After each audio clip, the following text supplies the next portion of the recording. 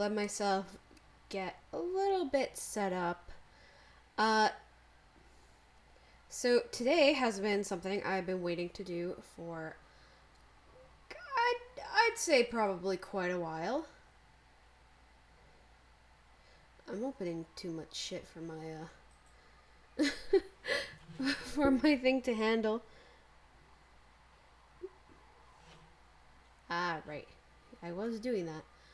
I was gonna see how, my bitrate is doing, but that's fine. Anyway, as you can tell, today I will be playing the new Doki-doki Plus. I am absolutely excited to do this. I have been waiting so long. Oh. God dang it. Alright, there we go. I was gonna say, I've been waiting so long to do this. Wow, everything is everything is slowing down real fast. Might as well just go through and delete some stuff. But yes, okay, as I said,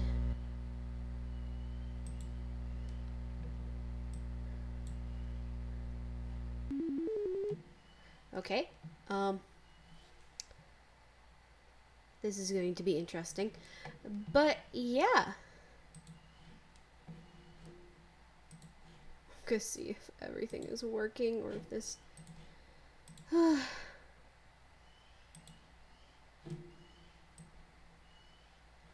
what?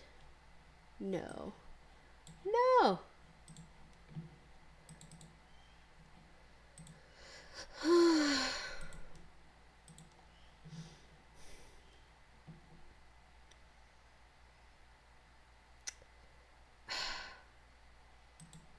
Alright. Hate to do this, but this is the only way we can play. It is the only way we can play. Come on. No? Okay.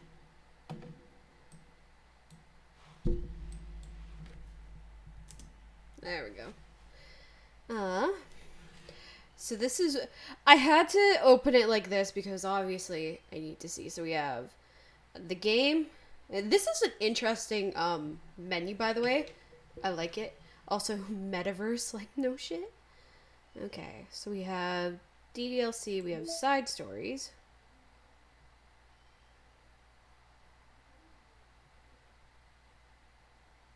Okay. Fairly straightforward. Files.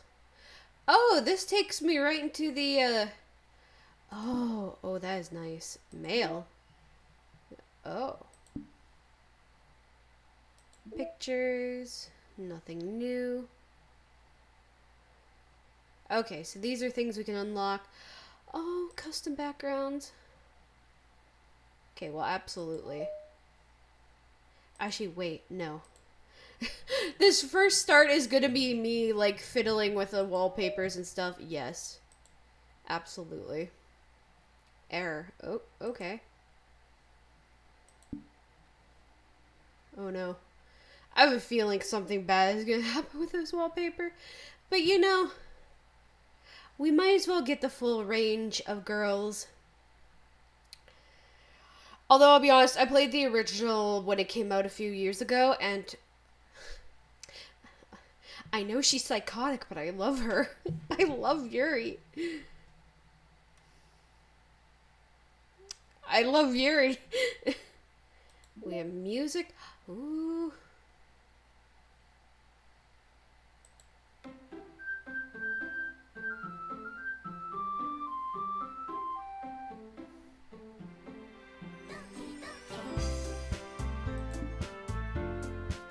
Might as well get some music going. Settings.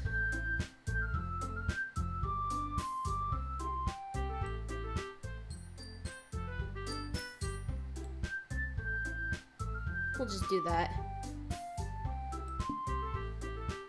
Alright. Little fiddling around, all we need to do, let's get into it. Oh, I'm excited. I love this game.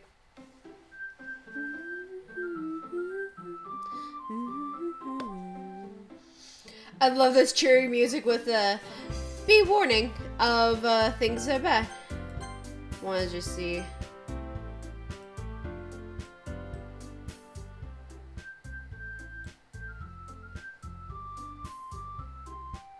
I think that's good. New game. Oh, might as well do my name.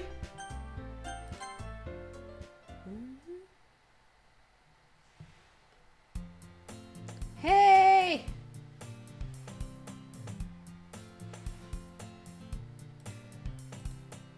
Oh, I see an annoying girl running towards me in the distance, waving her arms in the air like she's totally oblivious to any attention she might draw to herself. This girl is Sayori. Oh boy. My neighbor and good friend since we were children. You know, the kind of friend you never see yourself making today. But it just kind of works out because we've known each other for so long. We used to walk to school together on days like this. But starting around high school, she would oversleep more and more frequently, and I would get tired of waiting up. You know, having gone through this originally, and also suffering through depression myself, wow, you see the immediate red flags, like, first sentence, holy shit. But if she's going to chase after me like this, I almost feel better off running away.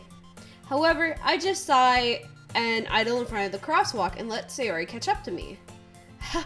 I overslept again, but I caught you this time. Maybe, but only because I decided to stop and wait for you. Hey, you say that like you're thinking about ignoring me.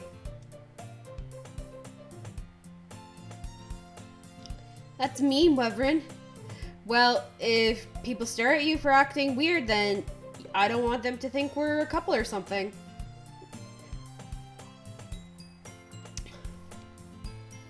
Fine.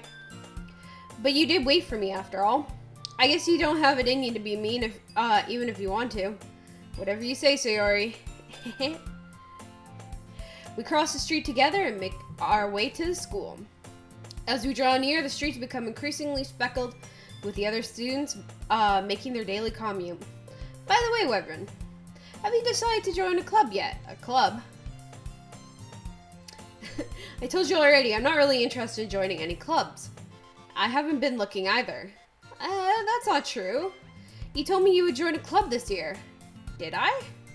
I'm sure it's possible I did in one of our many conversations when I dismissively go along with whatever she's going on about. Sayori likes to worry a little too much about me when I'm perfectly content just getting by on average while spending my free time on games and anime. So, me in high school, basically. I am just gonna quickly check. Alright. We're good to go. Sorry about that. Sometimes when OBS is like, hey, go fuck yourself, I'm not doing this today, you gotta find simple solutions for those stupid problems. But also, Moon, I feel this character. I was talking about how I'm worried about that you won't learn how to socialize or have any skills before college. Oh, believe me, that ship has sailed. Your happiness is really important to me, you know? And I know you're happy now, but I die at the thought of you becoming a NEET in a few years because you're not used to the real world. Sayori, don't call me out like this. Jesus Christ. You trust me, right? Don't make me keep worrying about you. Alright. I'll look at a few clubs if it makes you happy. No promises, though. Will you at least promise me you'll try a little? Yeah, I guess. I'll promise you that. Yay! Why do I let myself get lectured by such a carefree girl? I was gonna say, hey, sometimes the carefree girls know better. I don't know. More than that, I'm surprised I even let myself, relent to her. I guess seeing her worry so much about me, makes me want to ease her mind, at least a little bit. Even if it does exaggerate everything inside of her head. The school day is as ordinary as ever, and it's over before I know it. After I pack up my things, I stare blankly at the wall, looking for an ounce of motivation.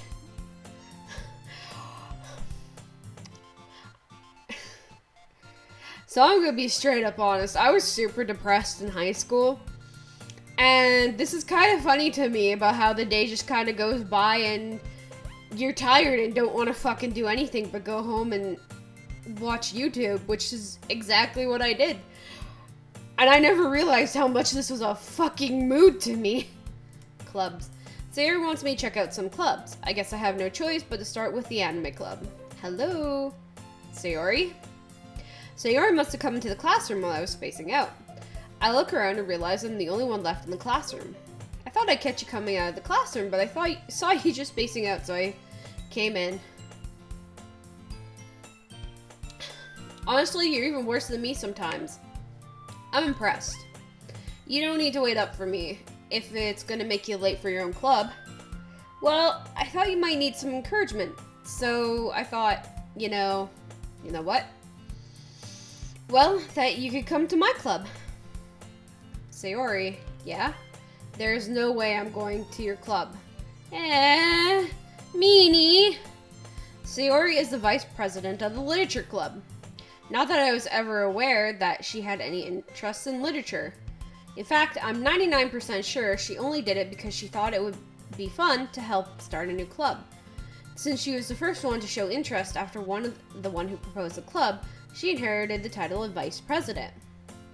That said, my interest in literature is guaranteed to be even less. Yeah, I'm going to the anime club. Come on, please. Why do you care so much anyway? Well, I kind of told the club yesterday I was going to bring in a new member, and Natsuki make cupcakes and everything. Don't make promises you can't keep. I can't tell if Sayori is really that much of an airhead, or if she's so cunning as to have planned this all out. I let out a long sigh. Fine. I'll stop by for a cupcake, okay? Yes, let's go! And thus, today marks the day I sold my soul for a cupcake. Just a cupcake? Just a cupcake, boy? Listen, we don't go for just the cupcakes here. Not in this household. I dejectedly follow Sayori across the school and upstairs, a section of the school rarely visits. I don't know if I even mentally comprehended that, but that's fine. Sayori, full of energy, swings open the classroom door. Listen up, bitches! Everyone, the new member is here! I'd laugh if that's how she was like with the other club members. They weren't just like, oh yeah, she's so sweet and everything. The other club members are like, she has broken the door to the literature club about 100 times, calling us bitches. I told you, don't call me a new member. I glance around the room.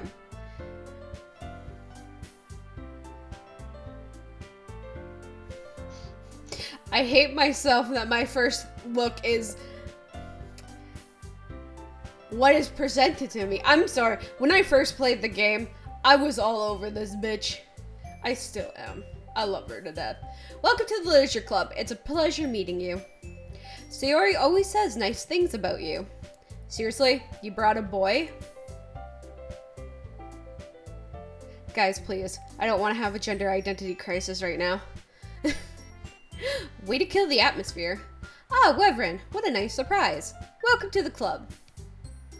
All words escape me in this situation. This club is full of incredibly cute girls. Listen, If you have a chance to surround yourself with girls, do it. Either they'll A, make great friends, or like you get to be surrounded by cute girls. Listen, just take it from me, okay? What are you looking at? If you want to say something, say it. Sorry, Natsuki. The girl with the sour attitude, whose name is apparently Natsuki, is the one I don't recognize. Her small figure makes her look like a first-year student. Oh, hey, Arthur! How's it going?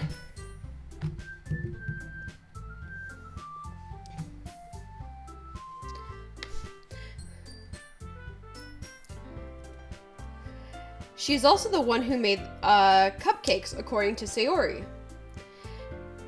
You can just ignore her when she gets moody. Okay. She's like a cat, just, you know, push her aside. Sayori says that quietly into my ear, then turns back towards the other girls. Anyway, this is Natsuki, always full of energy. And this is Yuri, the smartest in the club. Don't say things like that. Yuri, who appears comparably more mature and timid, seems to have a hard time keeping up with people like Sayori and Natsuki. Mood. I forgot how much that was a mood. Well, it's nice to meet both of you. And it sounds like you already know Monica, is that right? That's right. It's great to see you again, Wyvern. I'm doing great. The heat wave in my neck of the woods has finally ended, and now I can function normally. And I'll be honest, it was a little terrifying for a bit there, but I'm just glad it's like fall weather, right? Weirdly, it's fall weather right now, but like if I can get back to focusing on streaming and doing other projects, I'm good. Monica smiles sweetly.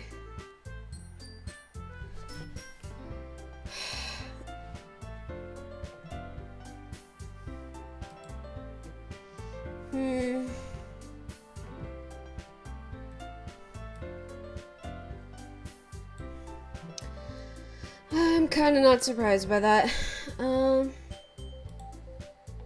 Let me see. Oh, I'm alright.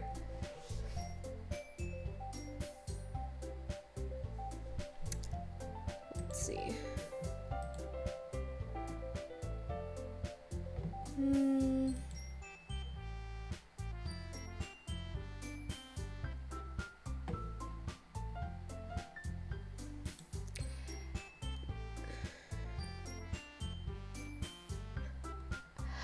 Oh, God.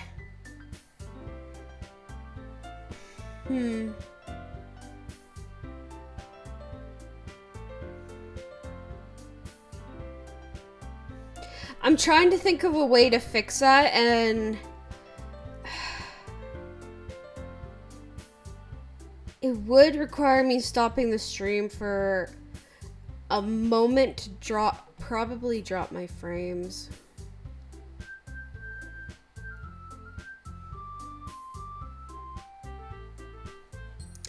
Yeah.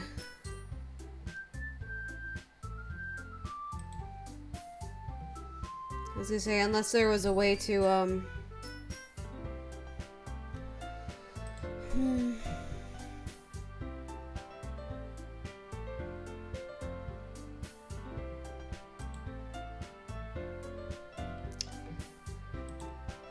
Okay,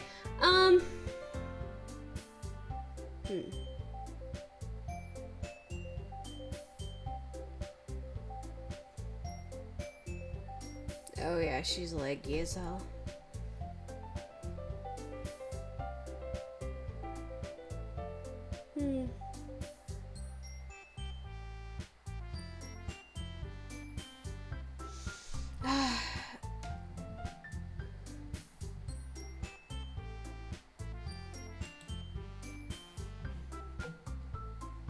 I wonder.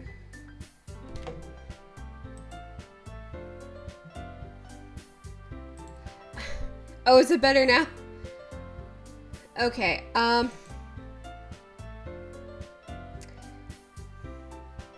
Okay, so I think it was because I was recording, which is why it was... Oh, no, it's...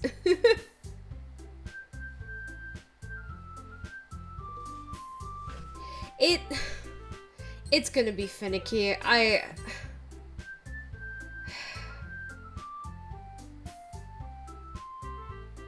have a way to fix this. I figured it out. It will just be probably Friday. Would it be Friday? No, because I'd have to wait for Amazon. So next week it should be better, but if it's a bit better now, then we could probably continue on. I'll just I'll just take this stream that's recorded on Twitch, so oh well. Smile sweetly. We do know each other. Well, we rarely talked, but we're in the same class last year. Monica was probably the most popular girl in class. Smart, beautiful, athletic. Basically, completely out of my league. So having her smile at me so genuinely feels a little... you too, Monica? Come sit down, Weaver, and we made room for you at the table, so you can sit next to me or Monica. I'll get the cupcakes. Hey, I made them. I'll go get them. Sorry, I got a little too excited. Then how about I make some tea as well? The girls have a few desks arranged to form a table. As Sayori mentioned, it's been widened so that one space next to Monica and one space next to Sayori. Natsuki and Yuri walk over to the corner of the room, where Natsuki grabs a wrap tray and Yuri opens the closet. Still feeling awkward, I take a seat next to Sayori. Natsuki proudly marches back to the table, tray in hand. Okay, are you ready? Ta-da! Woo! Natsuki lifts the foil off the tray to reveal a dozen white, fluffy cupcakes decorated to look like little cats. Aw. The whiskers are drawn in icing, and little pieces of chocolate were used to make the ears.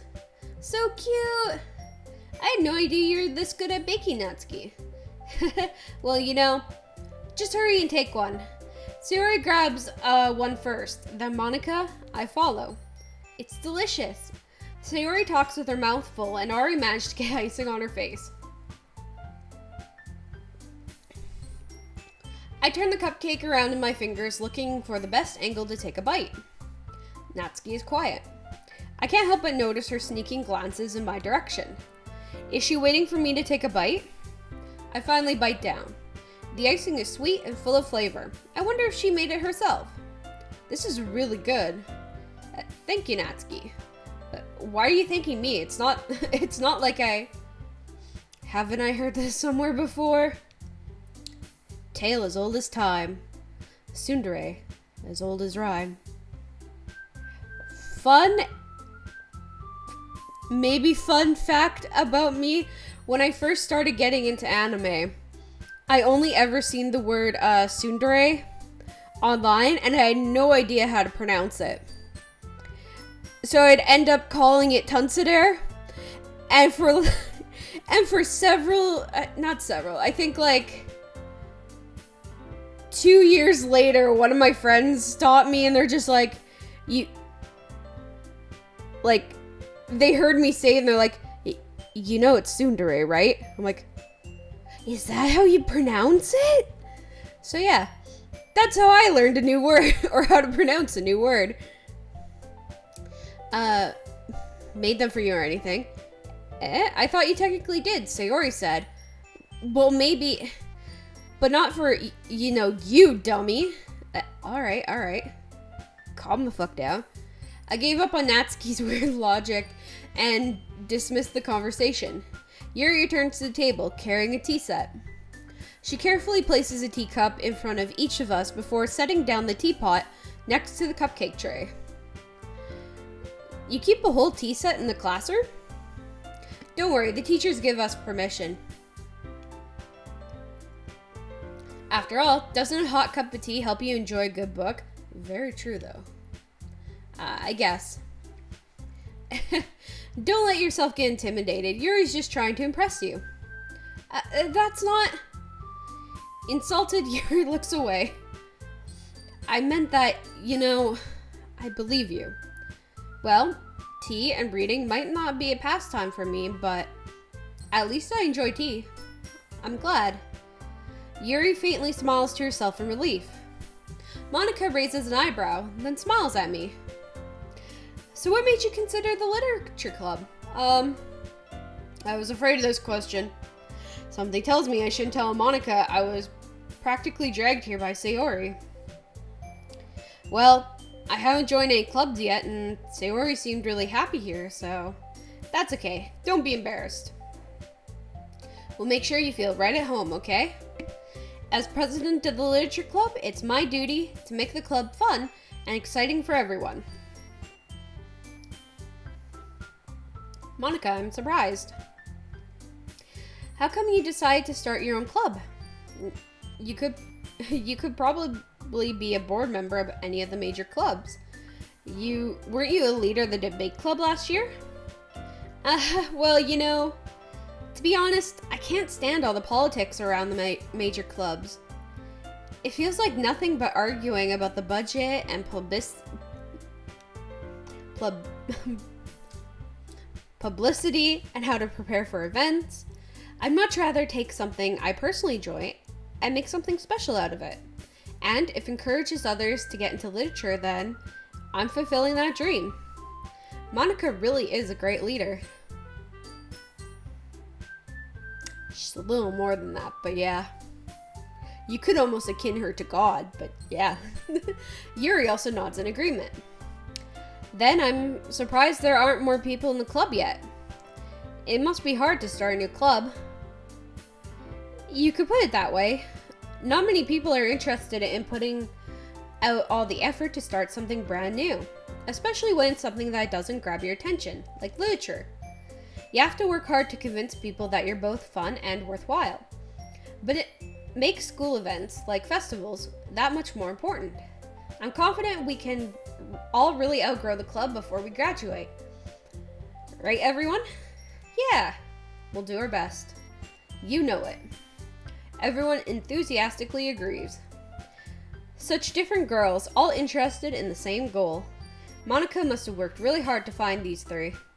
Maybe that's why they were all so delighted by the idea of a new member joining. Though I still don't really know if I can keep up with their level of enthusiasm about literature. So Weverin, what kinds of things do you like to read? Well, considering how very little I read, manga.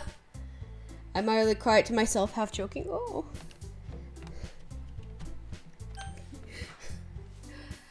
Natsuki's head suddenly perks up. It looks like she wants to say something, but she keeps quiet. Not much of a reader, I guess. Well, that can change. What am I saying? I spoke without thinking after seeing Yuri's sad smile. Anyway, what about you, Yuri? Well, let's see. Yuri traces the rim of the teacup with her fingers. My favorites are usually novels that build a deep and complex fantasy world. The level of creativity and craftsmanship behind them is amazing to me. And telling a good story is such a foreign world is equally impressive. Yuri goes on, clearly passionate about her reading. She seemed so reserved and timid since the moment I walked in, but it's obvious by the way her eyes light up that she finds her comfort in the world of books, not people. That was another thing that was a big mood. I was gonna be like, cause she kind of reminds me of me in high school, and then I have to remember I played this game before, and slightly remember how things go down.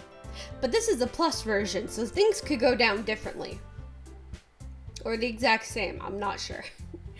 But I like a lot of things. Stories with deep psychological elements usually immerse me as well. Oh, those are so fun though. It's like, oh shit, how does this character think? Isn't it amazing how a writer can go so deliberately take advantage of your own lack of imagination to completely throw you for a loop? Anyway, I've been reading a lot of horror lately. I read a horror book once. I'm trying to finish writing a horror book. It's fun, but brain sometimes doesn't want to do that. I desperately grasp something I can relate to at a minimal level. At this rate, Yuri might as well be having a conversation with a rock. Really? I wouldn't have expected that, Yuri. For someone as gentle as you? I guess you could say that. But if a story makes me think, or take me to another world, then I really can't put it down. Surreal horror is often very successful at changing the way you look at the world, if only for a brief moment. Ugh, I hate horror. Oh? Why's that? Well, Natsuki's eyes dart over at me for a split second. Never mind. That's right, you usually like to write about cute things, don't you, Natsuki? What? What gives you that idea? You left a piece of scrap paper behind last club meeting. It looked like you were working on a poem called Don't Say It Out Loud. And give that back. Fine, fine. Your cupcakes, your poems.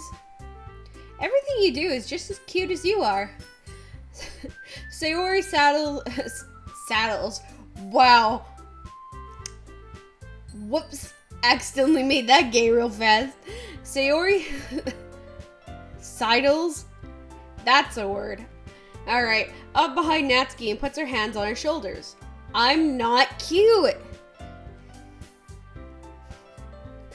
My cat just left like, nah. Same. Natsuki, you write your own poems? Well, I guess sometimes. Why do you care? I think that's impressive. Why don't you share them sometime? No. Natsuki averts her eyes. You wouldn't like them. Ah, not a very confident writer yet. I understand how Natsuki feels. Sharing that level of writing takes more than just a confidence. The truest form of writing is writing to oneself. You must be willing to open up to your readers, exposing your vulnerabilities and showing even the deepest reaches of your heart. She actually is giving some pretty good writing advice.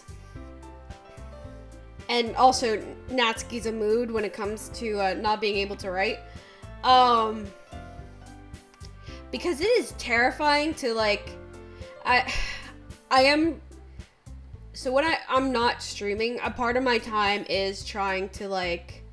Either I'm working on projects, to help grow myself, either with streaming or with writing.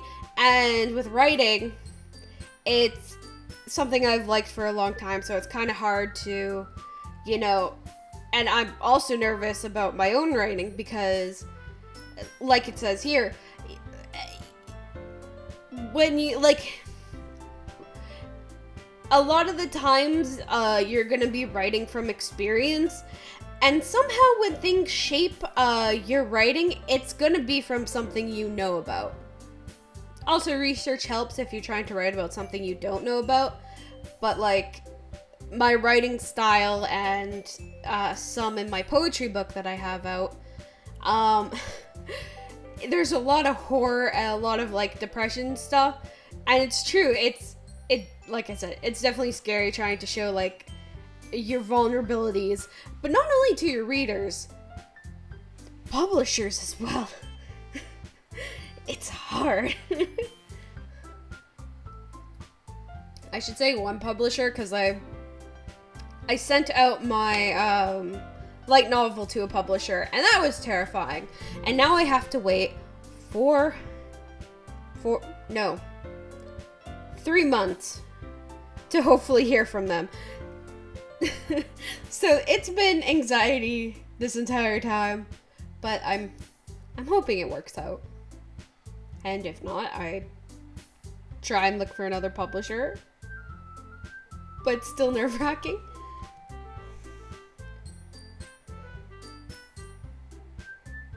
No, I can see that being the same. Even with music, when you show something off about yourself that you don't normally show, it can definitely be very nerve-wracking. Like singing, like I do want to do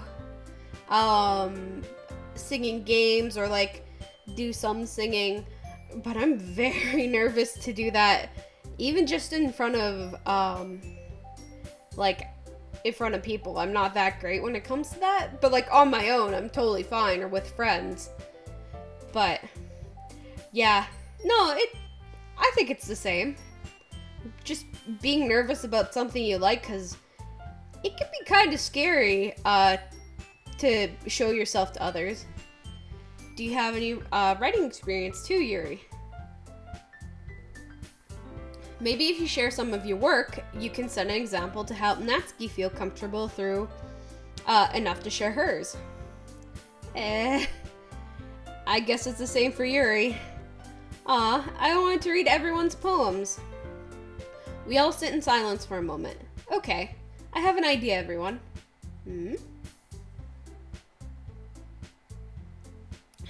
Natsuki and Yuri look quizzically at Monica.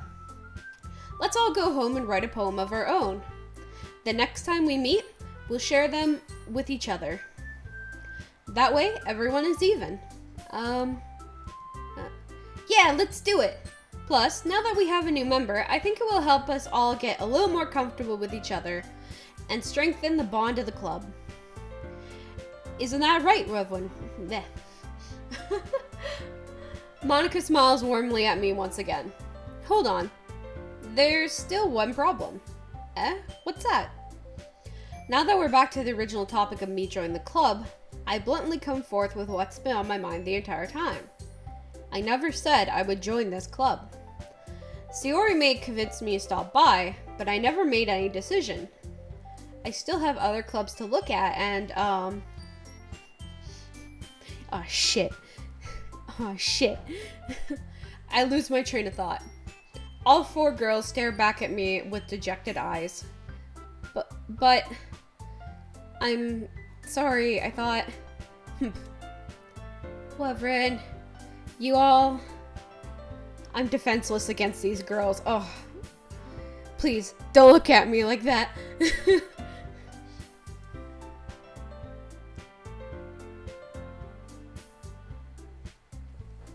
How am I supposed to make a clear-headed decision when it's all like this? That is, if writing poems is the price I need to pay in order to spend every day with these beautiful girls. Right. Okay, I've decided then. I'll join the literature club. One by one, the girls' eyes light up.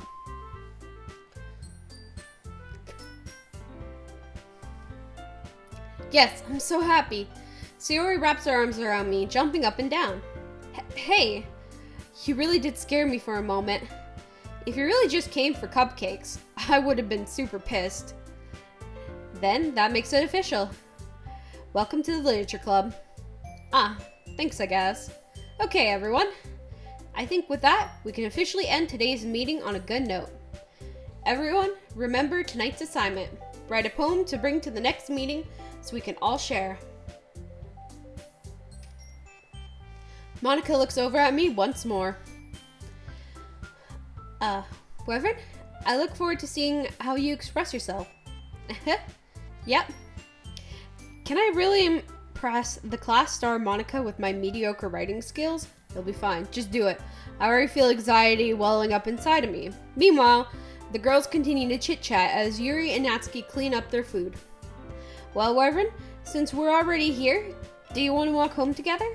That's right. Sayori and I never walk home together anymore because she always stays after school for clubs. Sure, might as well. Yay! With that, the two of us depart the club room and make our way home. The whole way, my mind wanders back and forth between the four girls. Sayori, Natsuki, Yuri, and of course, Monica. Will I really be happy spending every day after school in the literature club? Perhaps I'll have the chance to go closer to one of these girls. Alright.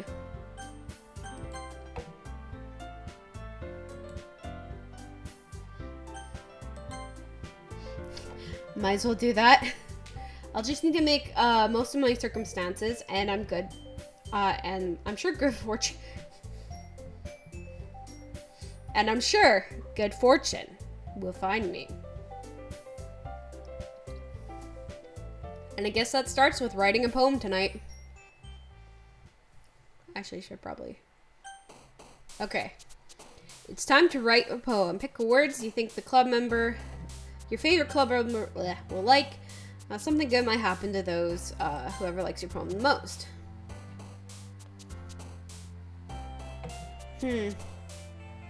Oh, I can actually save it here. Yes.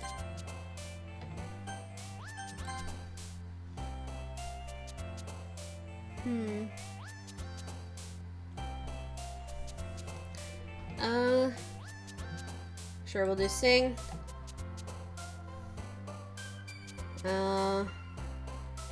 Universe. Okay. Games, horror, calm, doki-doki, bouncy cry, cheeks empty, whistle, and beauty. Like horror. Covet, email, essence, sparkle, melody, forgive, philosophy, fear, sweet, and like forgive. Let's make a sad as fuck poem. Landscape, anxiety, peace, pain, embrace, fun, graveyard, hope, desire, and suicide. Well, don't just come out. Don't come out swinging like this.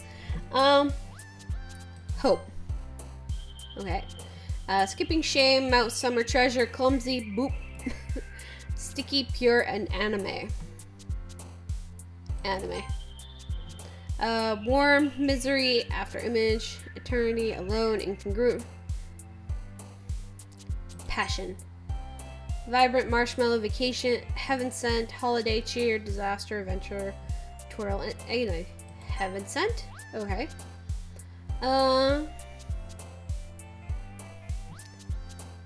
Tragedy. Sayori, stop bouncing. Stop bouncing like that.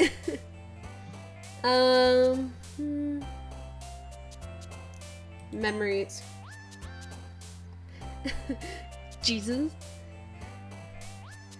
Playfully. Okay.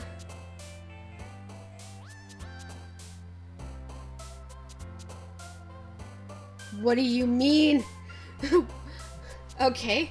I have an achievement. Fickle. Okay.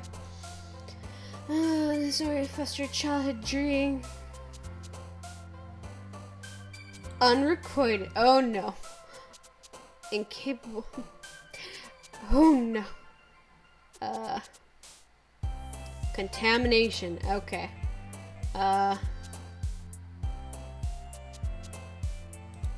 Time. Okay.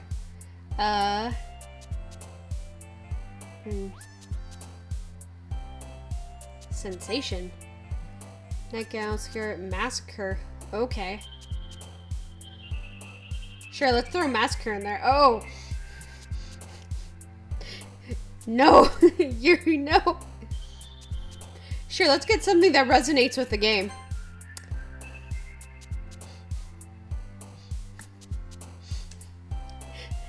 Jesus Christ.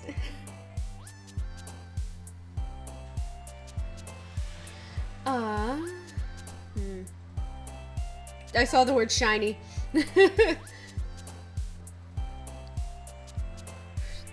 You are filled with determination. Okay. Despise candy. Okay. I'm not reading all of them out because I'm like, they're just words. Oh, I finished. Okay, cool. Hi again, Wyvern. Glad to see you didn't run away on us, haha. Nah, don't worry. This might be a little strange for me, but I at least keep my word. Well, I'm back at the Literature Club.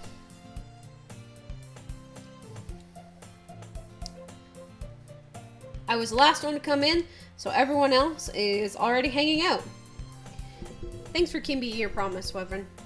No problem. I hope this isn't too overwhelming of a commitment for you. Nah. Making you dive headfirst into literature when you're not accustomed to it? Oh, come on, like he deserves any slack. Sayori told me you didn't even want to join any clubs this year. And last year, too. I don't know if you plan to come here or hang out or what, but if you don't take us seriously, then you won't see the end of it. Natsuki, you certainly have a big mouth for someone who keeps her manga collection in the club room. Natsuki finds herself stuck between saying Monica and manga. Manga is literature!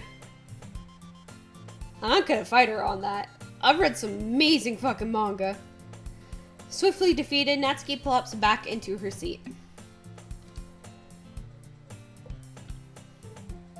Don't worry, guys. Wyvern always gives his best as long as he's having fun. He helps me with busy work without me even asking. Like cooking, cleaning my room. How dependable. Sayori, that's because your room is so messy, it's distracting.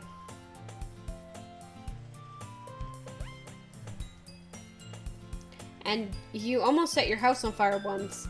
Is that so? You two are really good friends, aren't you? I might be a little jealous. How come? You and Wyvern are becoming good friends too. Sayori? As usual, Sayori seems oblivious to the weird situation she put me into. A good one I would recommend.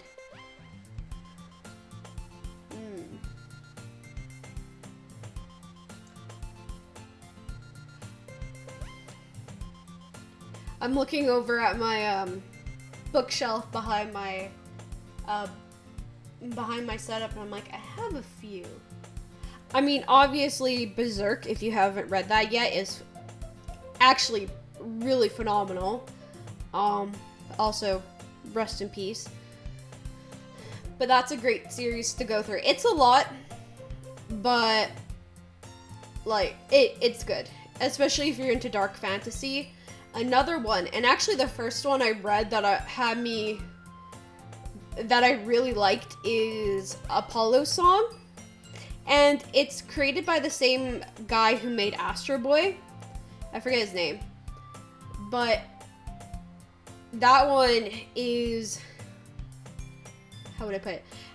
That one plays on I'll do like the topic, like it plays on the kind of the topic of reincarnation and being stuck in kind of the similar loop until the end of time. And it's good. It's dark as hell. Oh,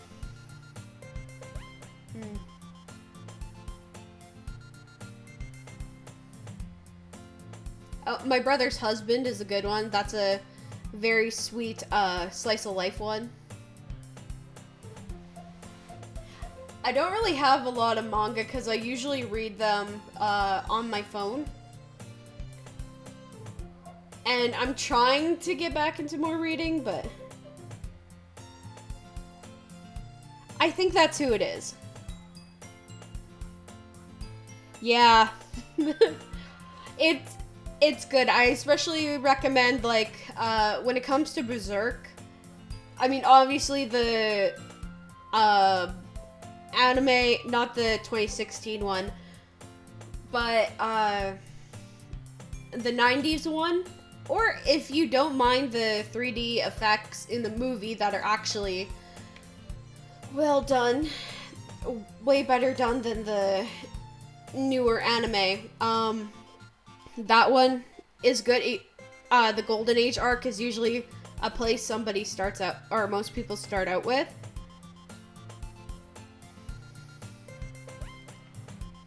But yeah, that's one I like. Funny thing too is I'm also one of those people who will read the Oyasumi Pun Pun. Ooh, that sounds like an interesting one. What's that one about? I'll have to remember too, because there's another one I have, but I can't see it. It's hiding behind the corner of my chair, and I'm like, it's a good comedy, paranormal comedy. I just can't see it. But I'm also one of the, so as I was saying, I'm one of those people who is,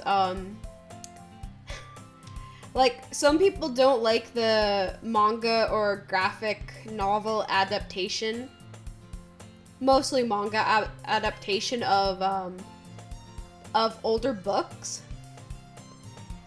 But I actually have, I think,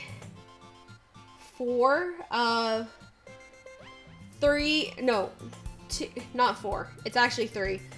Two for older literature. I believe, I can see them from here.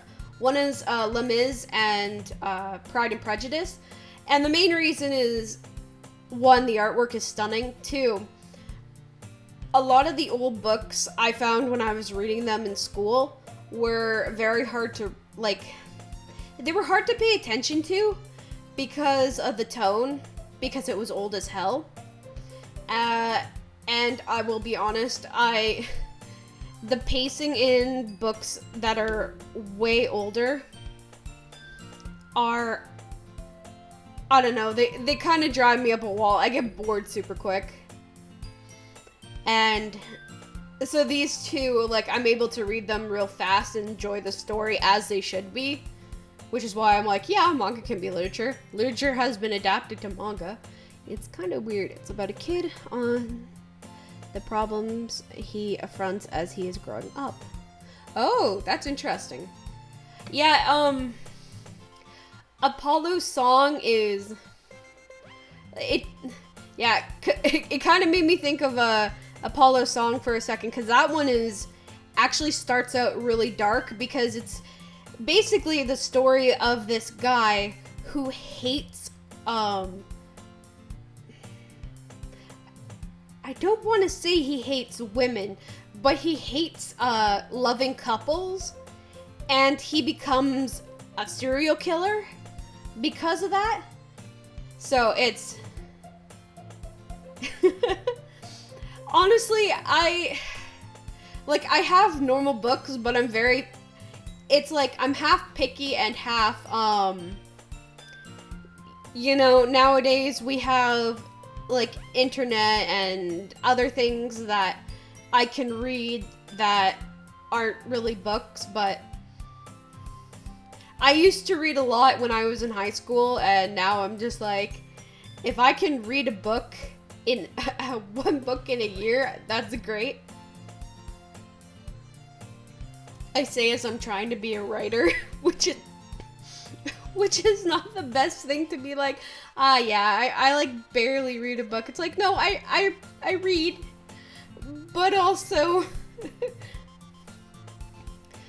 but like, yeah, if you want to get, like, if there were any books, I hate to say it, like, any books you see sounded interesting in English class, definitely try to see if there's a manga version of it, because, like I said, A, artwork, fantastic.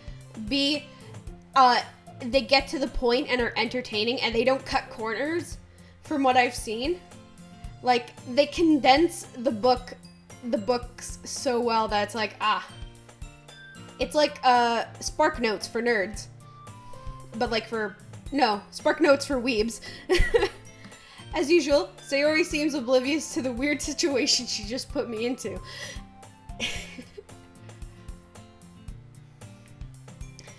Oh, Yuri, Yuri even brought you something today, you know? Wait, Sayori? Me? Not really. Don't be shy.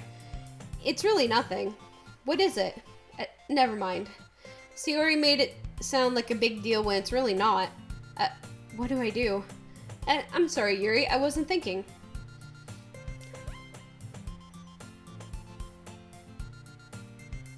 Actually, for me, there was my class as well.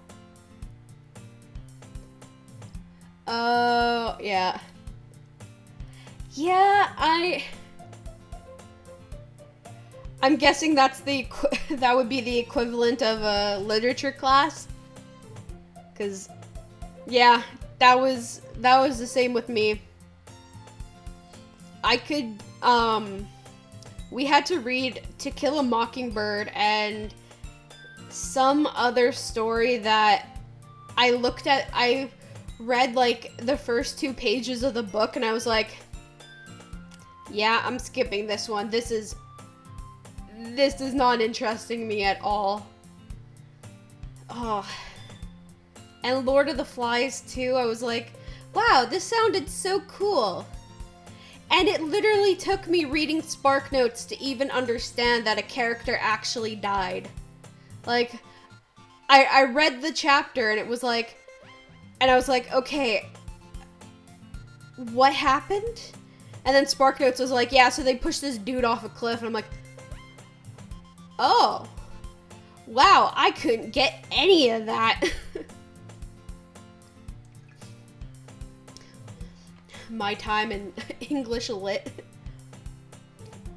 I guess that means it's up to me to rescue the situation. Hey, don't worry about it. First of all, I wasn't expecting anything in the first place. So any nice gesture from you is a pleasant surprise. It'll make me happy no matter what. Is that so? Yeah, I will make it a big deal if you don't want it to be. All right. Well, here. Yuri reaches into her bag and pulls out a book.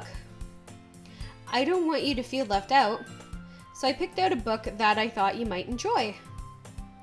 It's a short read, so it should keep your attention, even if you don't usually read.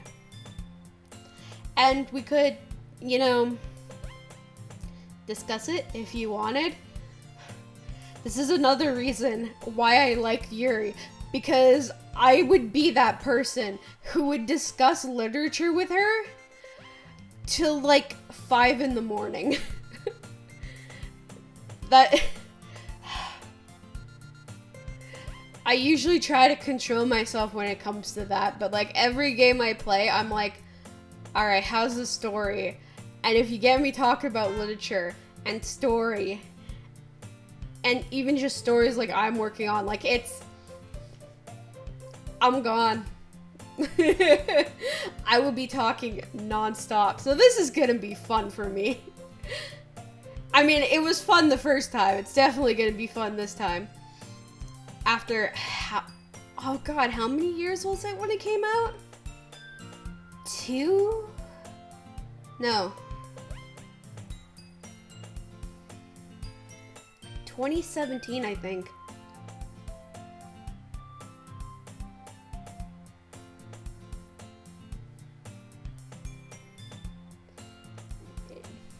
Almost 4 years. Or 4 years exactly. I'm not sure. How is this girl accidentally being so cute? She even picked out a book she thinks I like, despite me not reading much. Yuri, thank you. I'll definitely read this. I enthusiastically take the book. Phew. Well, you can read it at your own pace. I look forward to hearing what you think.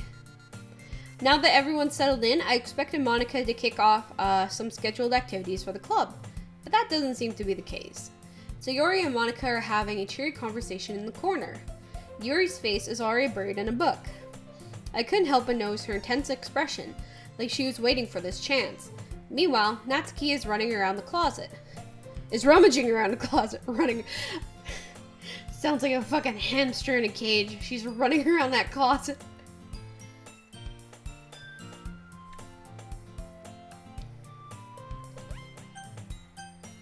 Actually, I'm really curious to talk to Yuri a little more, but at the same time, I would feel bad for distracting her from her reading. I catch a glimpse of the cover of her book. It looks like the same book that she lent to me. More than that, she seems to be on the first few pages.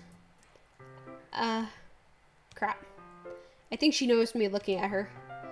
She sneaks another glance at me and our eyes meet for a split second. But that only makes her hide her face deeper into her book. Aw. Sorry. I was just spacing out. I do that a lot. Don't worry. I muttered this, sensing I made her uncomfortable. Oh. It's fine. If I was focused, then I probably wouldn't have noticed in the first place. But I'm just rereading a bit of this, so... That's the book you gave me, right? Mm-hmm. I wanted to read some of it. Not for any particular reason. Just curious, how come you have 2 copies of the same book?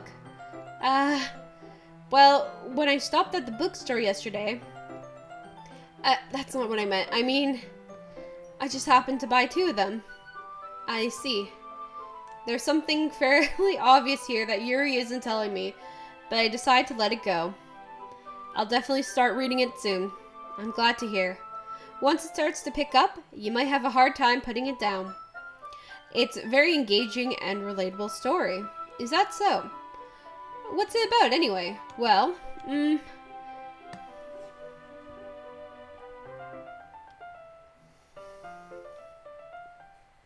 Yuri closes the book and scans her eyes over the back. The book is titled Portrait of Markov. There's an ominous-looking eye symbol on the front cover. Alright. I just wanted to make sure I didn't accidentally give anything away. Basically, it's about this girl in high school who moves in with her long-lost younger sister. But as soon as she does, her life gets really strange. She gets targeted by these people who escaped from a human experiment prison.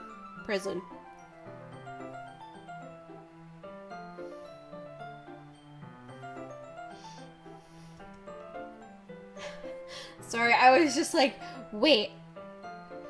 Kind of similar. Well, no, it's not really similar. Never mind. And while her life is in danger, she needs to desperately choose who to trust. No matter what she does, she ends up destroying most of her relationships and her life starts to fall apart. That's kind of dark, isn't it? Those are usually the best kind. Or, in my experience, those are usually the best kind. Or just for me, I like the dark ones. Yuri made it sound like it was going to be a nice story, so that dark turn came from nowhere. Yuri gently giggles all of a sudden. Are you not a fan of this sort of things, Reverend? No, it's not that. I mean, I could definitely enjoy those kind of stories, so don't worry. I hope so. Yeah, I totally forgot that Yuri is into those things. She's so shy and reclusive on the outside, but her mind seems to be completely different. It's just that those kinds of stories, they challenge you to look at life from a strange new perspective. When horrible things happen, it's not just because somebody wants to be evil, but because they have their own goals or their own philosophy that they believe in. Then suddenly, when you thought you related to the protagonist, they're made out to be the naive one for letting their one-sided morals interfere with the villain's plans. I'm rambling, aren't I? Not again. I'm sorry. No, it's okay. Ramble. I was listening. Keep talking. Hey, don't apologize. I haven't lost interest or anything. Well, I guess it's alright then. But I feel like I should let you know that I have this problem. When I let things like books or writing fill my thoughts, I kind of forget to pay attention to other people.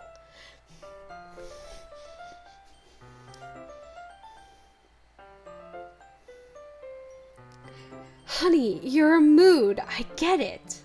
It's okay. I'm sorry if I end up saying something strange. And please stop me if I start talking too much. I really don't think you need to worry. That just means you're passionate about reading. And the least I can do is listen. It's a literature club after all. That's true. In fact, I might as well get started reading it, right? You don't have to. Mood. What are you saying? Just a moment ago you said you're looking forward to it. Let me just get the book. I quickly retrieved the book that I had and put into my bag. Alright, it's fine if I sit here, right? I slip into the seat next to Yuri. Yeah. Are you sure? You seem a little apprehensive. I'm sorry. It's not that I don't want you to. It's just that it's something I'm not very used to. That is, reading in company with somebody.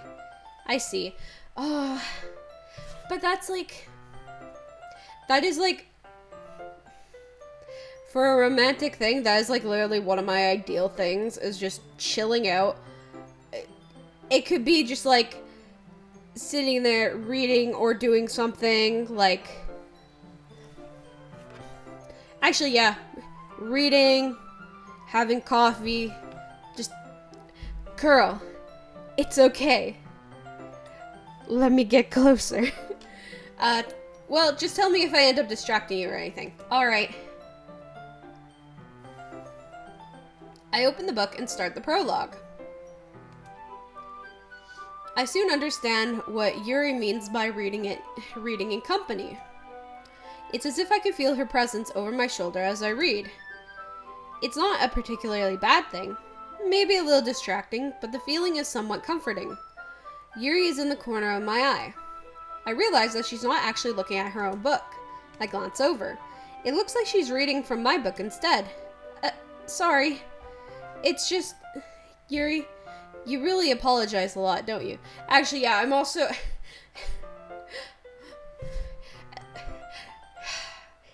It's one of those things where it's like, I haven't played this game in so long, and I'm falling back in love with Yuri. Because, like, she is just... I love everything about her. And then it's also making me think, I'm like, oh yeah, like, I'm one of those people who it's like, you take me to a museum, you take me to an art gallery, you take me to a fucking floral thing, take me to a graveyard, I would be okay with it. You really apologize a lot, don't you? I do? I don't really mean to. And I only mean by the graveyard because I'm actually interested in history a lot. And there's some really cool shit there, okay? Like, even, like, here in my city, walking in certain downtowns, I'm just like, this is amazing. This is the best time of my day, is walking down the street seeing this history. Well, it's because it's older architecture. Now I'm rambling. I'm sorry, Yuri. I mean, here, this should work, right? I slide my desk until it's up against Yuri's, then hold my book more between the two of them. I suppose so. Yuri timidly closes her own copy. Once we each lean in a little bit, our shoulders are almost touching. It feels like my left arm is in the way, so instead I use my right hand to hold the book open. I guess that makes it kind of difficult to turn the page. Here. Hell yeah. Yuri takes her left arm and holds it on the left side of the book, between her thumb and forefinger. I do the same with my right arm on the right side of the book. That way, I turn the page and Yuri slides it under her thumb after it flips to her side. But holding it like this, we're huddled even closer together than before. It's actually kind of distracting me. It's as if I can feel the warmth of Yuri's face, and she's in the corner of my vision. Are you ready? To turn the page. Sorry. I think I got a bit distracted for a second. I glance over at Yuri's face again, and our eyes meet. I don't know how I'll be able to keep up with her. That's okay. You're the one, you're not as used to reading, right? I don't mind being patient if it takes you a bit longer. It's probably the least I can do. Since you've been so patient with me, yeah, thanks. We continue reading. Yuri no longer asks me if I'm ready to turn the page. Instead, I just assume that she finishes the page before me, so I turn it by my own volition. We continue the first chapter in silence. Even so, turning each page almost feels like an intimate exchange. My thumb gently letting go of the page, letting it flutter over to her side as she catches it under her own thumb. Hey, Yuri. This might be a silly thought, but the main character kind of reminds me of you a little bit. You think so? How does she? Well, I guess she is more blunt in a lot of ways, but she also second guesses all of her things that she says and does. Like, she's afraid she'll do something wrong.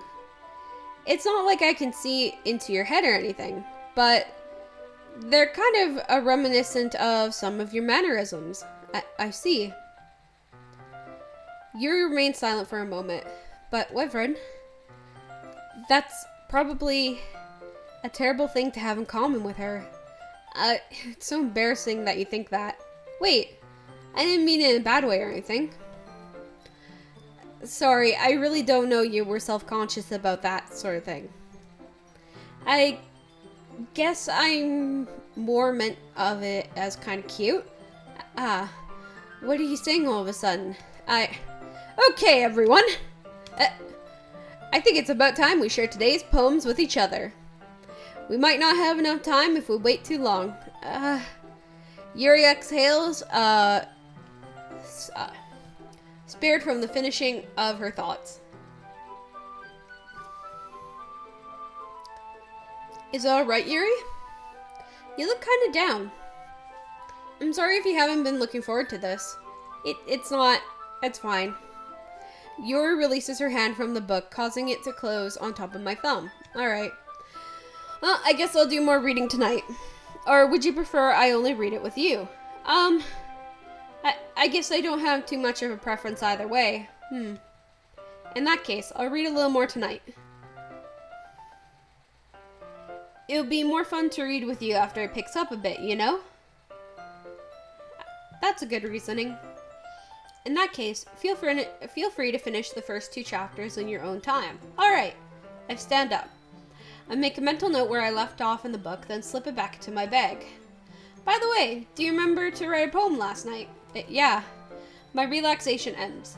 I can't believe I agreed to do something so embarrassing. I couldn't really find much inspiration since I've never really done this before. Well, now that everybody's ready, why don't we find someone to share with? I can't wait. Sayori and Monica enthusiastically pull out their poems. Sayori's is on a wrinkled sheet of loose leaf torn from a spiral notebook. On the other hand, Monica wrote hers in a composition notebook. I can already see Monica's pristine handwriting somewhere from where I sit. Natsuki and Yuri reluctantly comply as well, reaching for their bags. I did the same myself.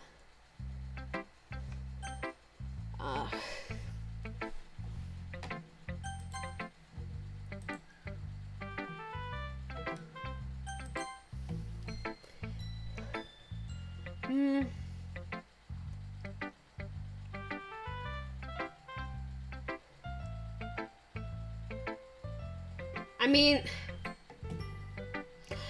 I'm like, I kind of want to do it. Let's do Sayori. I'm definitely most comfortable sharing it with Sayori. She's my good friend after all.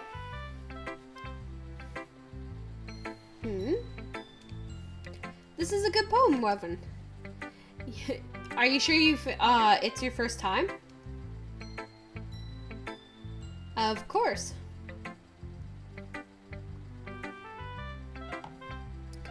It's not that good.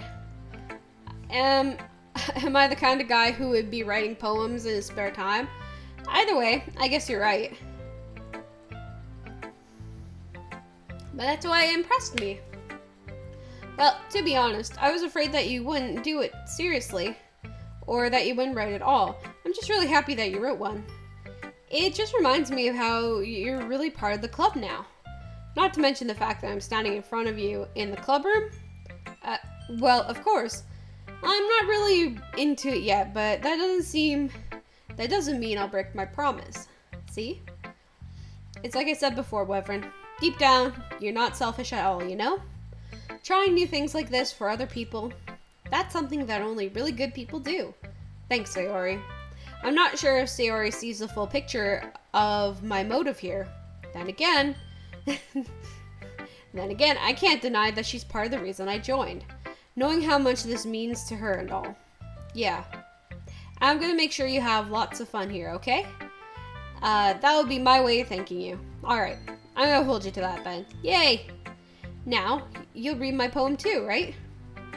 Don't worry, I'm really bad at this. Well, we'll see about that.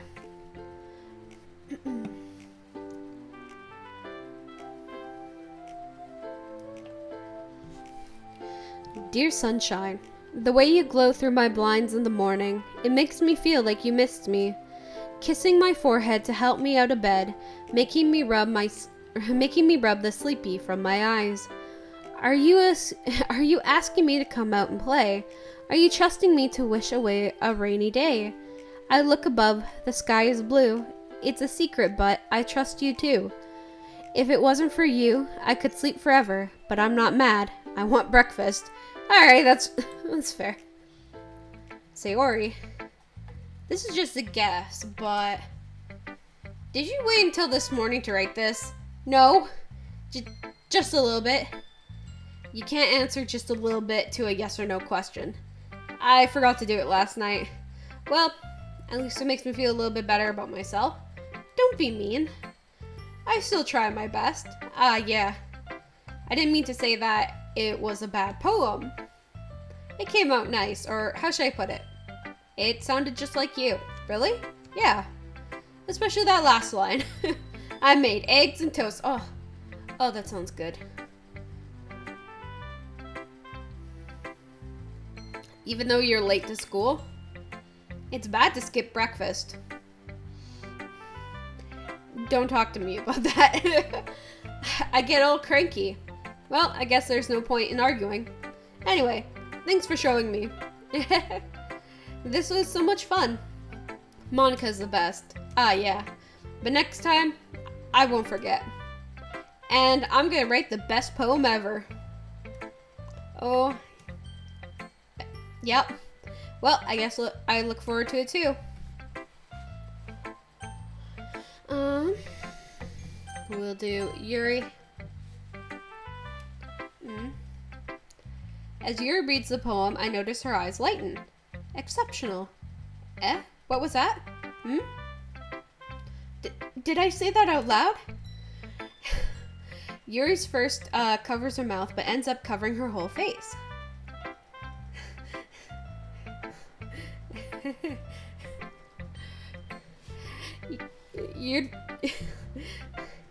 Arthur, you're talking to the person who didn't eat until 4 in the afternoon, and I've been up since 10, 11.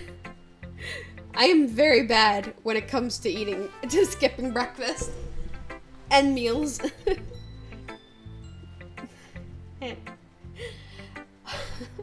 Yuri first covers her mouth, but then ends up covering her whole face.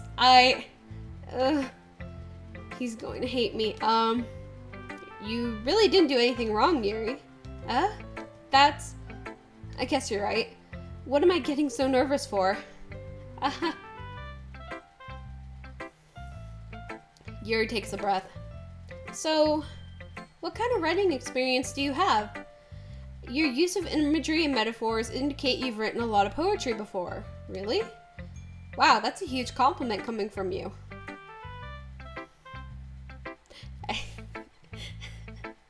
I told you, I'm bad at that. Also, there's some days if I get up too early, I can't eat food. Like, I'll actually get physically sick. Well, not physically, but I'll get nauseous. So, yeah, I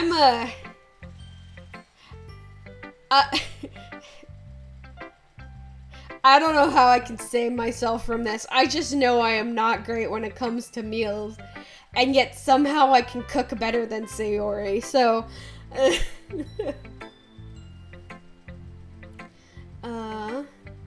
actually my first time, really. Huh. Yuri stares at me blankly, then looks at my poem again. Well, I know that. I just meant, Yuri trails off, unable to find an excuse. She traces her finger along the words in the poem, as if breaking it down more thoroughly. Yeah, okay. This is a reason I was able to tell. It's just that there are specific writing habits that are usually typical of new writers. And having been through that myself, I kind of learned to pick up on them. I think the most notable thing I've recognized in new writers is that they try to make their style very deliberate. In other words, they tend to pick a writing style separate from the topic matter and form fit the two together. The end result is both a style and the expressiveness are weakened.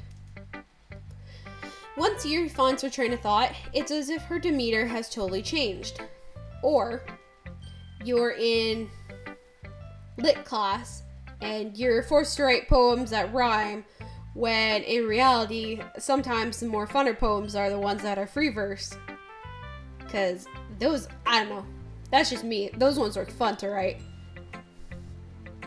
Her stammering is completely gone and she sounds like an expert.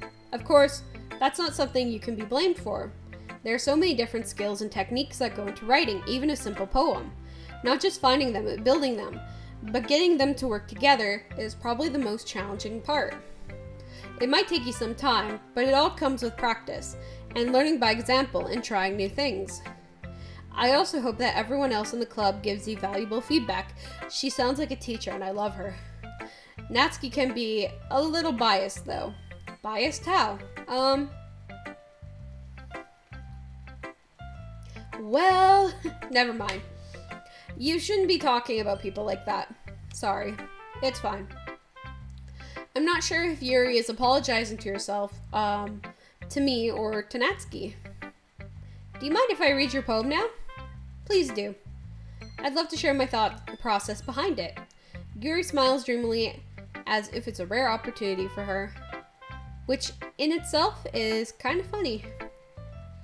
After all, isn't that supposed to be the literature club? Oh, right.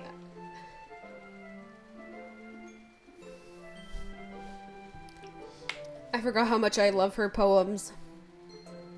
Well, most of them. Ghost under the light. The tendrils of my hair illuminate beneath the amber glow. Bathing. It must be this one.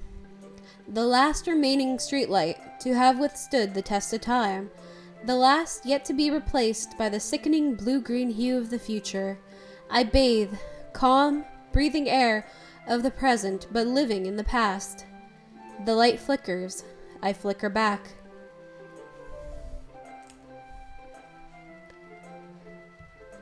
Alright.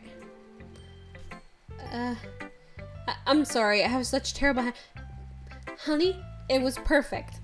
I'm sorry, I am simping for you, but you're perfect. What? I wasn't thinking that at all. But you took a long time to read. Well, I just don't read script very often. I actually think your handwriting is pretty. That's a relief. Also, I like the poem. Even though it's short, it was really well descriptive. It wasn't too short. I usually write longer poems. Oh, same, hon. Not at all. I'm really glad you like it. I'll be honest. Since it's our first time sharing, I wanted to write something a little more mild. Something easy to digest, I suppose. Are you into ghosts, Yuri? Actually, the story isn't about a ghost at all, Wyvern. Really? I must have totally missed the point. Well, I suppose you did only glance over it after all. Yuri is best girl to me.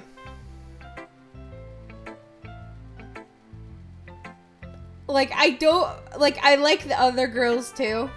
They're great. But I'm gonna just... I'm just gonna stop because I've seen what, sometimes I feel like I'm the, I've seen the thoughts of what the, DDLC, fandom likes. I'm not involved with it, but I know people in it. And it just seems like I'm the only one that's, that stands her. That's for later. That's for later. Here's a good explanation for that for later.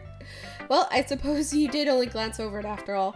But remember that poets often express their own thoughts, feelings, and experiences in their work. They usually do more than tell a simple story or paint a picture. In this case, perhaps the subject of the poem is only being symbolically compared to a ghost, lingering in her last remaining place of comfort, unable to let go of the past. And soon, to be left with it, nothing. That's a lot more solemn putting it that way. I hadn't even thought of that. That's impressive. It's nothing, really. Yours was impressive too, so nah. If anything, I could probably learn a thing or two from you. You think so? Yes, I actually think that some of my modern poetry writing, like some of my latest poems, were kind of inspired by what she did when I think about it. Yeah, of course. You know, I was really nervous about doing all this, but in the end, I enjoyed it. I'm going to keep doing my best for you, Evan. Me too. Alright. I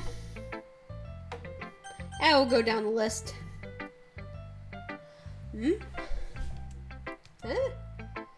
Wyvern, if you're not going to take this club seriously, then go home. What? Harsh? What, you expect me to believe that you actually put effort into this? Do you think I'm stupid? I'm not a writer. Maybe that's not very good, but yeah, I did put in effort. We all started off somewhere, right?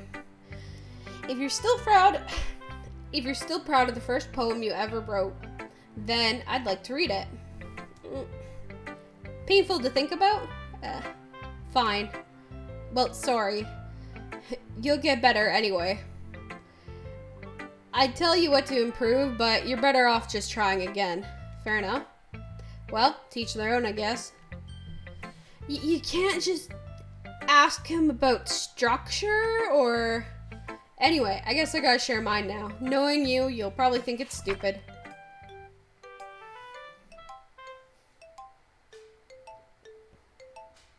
Right, I forgot. Eagles can fly, monkeys can climb, crickets can leap, horses can race, owls can seek, cheetahs can run, eagles can fly, people can try. But that's about it. Thanks, Nasky. Great talking to you. Yeah. I told you weren't going to like it. I like it. What? Just be honest. I am. Why are you so convinced that I wouldn't like it? Well, because everyone in high school thinks that writing has to be all sophisticated and stuff. No, it doesn't have to be.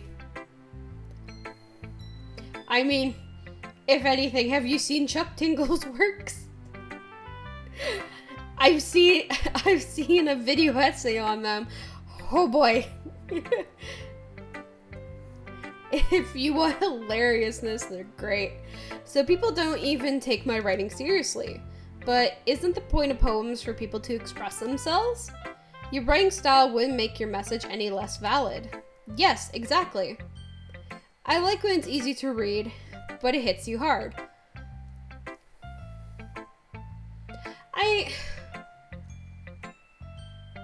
I mean, there was an interesting message, and I think the ending could have just went a little smoother.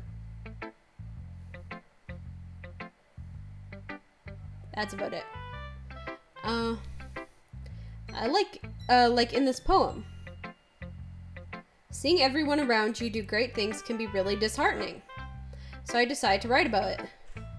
Yeah, I understand. But the other nice thing about simple writing is that it puts more weight on the wordplay.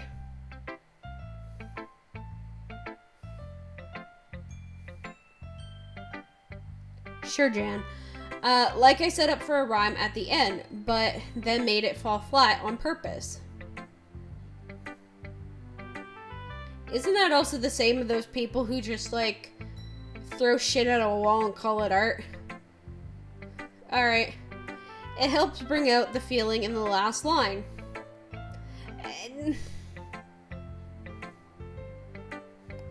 not exactly a feeling, it's more like, you go through, it's like, oh yeah, this is cute, and then you get hit in the head by a brick. So, so you did. I guess more went into it than I realized. That's what it means to be a pro. Sure, Jan. I'm glad you learned something. Didn't expect that from the youngest one here, did you? Yeah, I guess not. I decided to humor her with that last comment. I don't really care how old everyone is, but if Natsuki is feeling proud, then I won't take it away from her. Listen, shortstop. Who should I show it next? Monica. Hi, Wyvern. Having a good time so far? Yeah. Good, glad to hear it. By the way, since you're new and everything, if you have any suggestions for the club, like new activities or things we can do better, I'm always listening. Don't be afraid to bring it up, okay?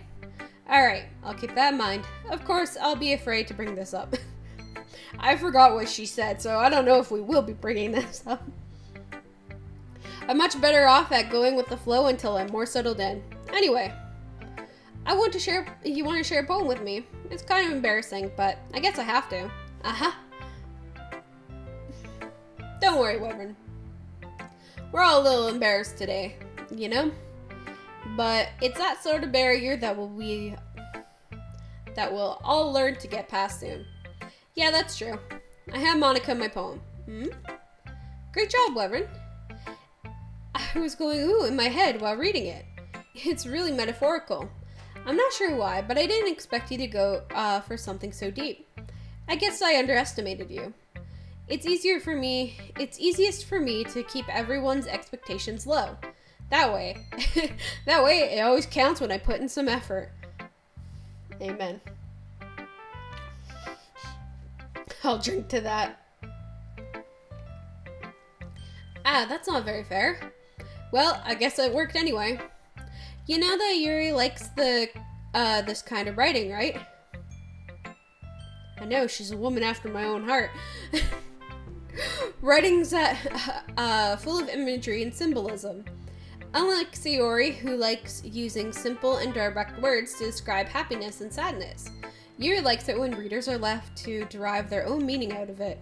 It's very challenging to write like that effectively, but allowing people to get something out of it just by feel, or letting them deeply analyze all of the nuances, it can take years of practice, which I'm assuming Yuri has at this point.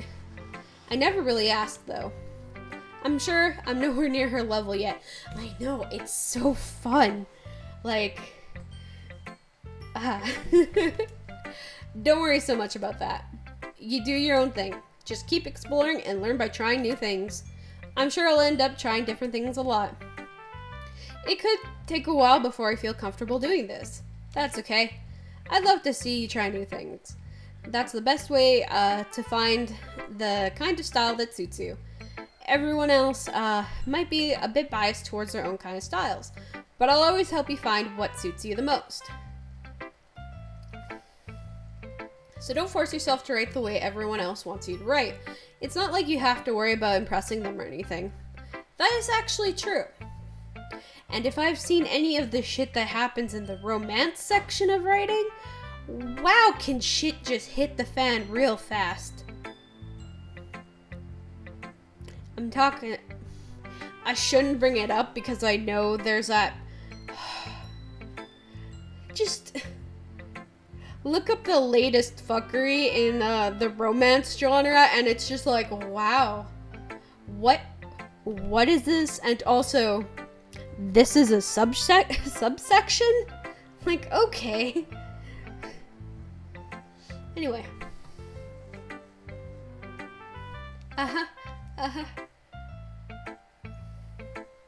Anyway, do you want to read my poem now? Don't worry, I'm not very good. You sound pretty confident for someone who claims to not be very good. Well, that's because I have to sound confident. It doesn't mean I always feel that way, you know? I see.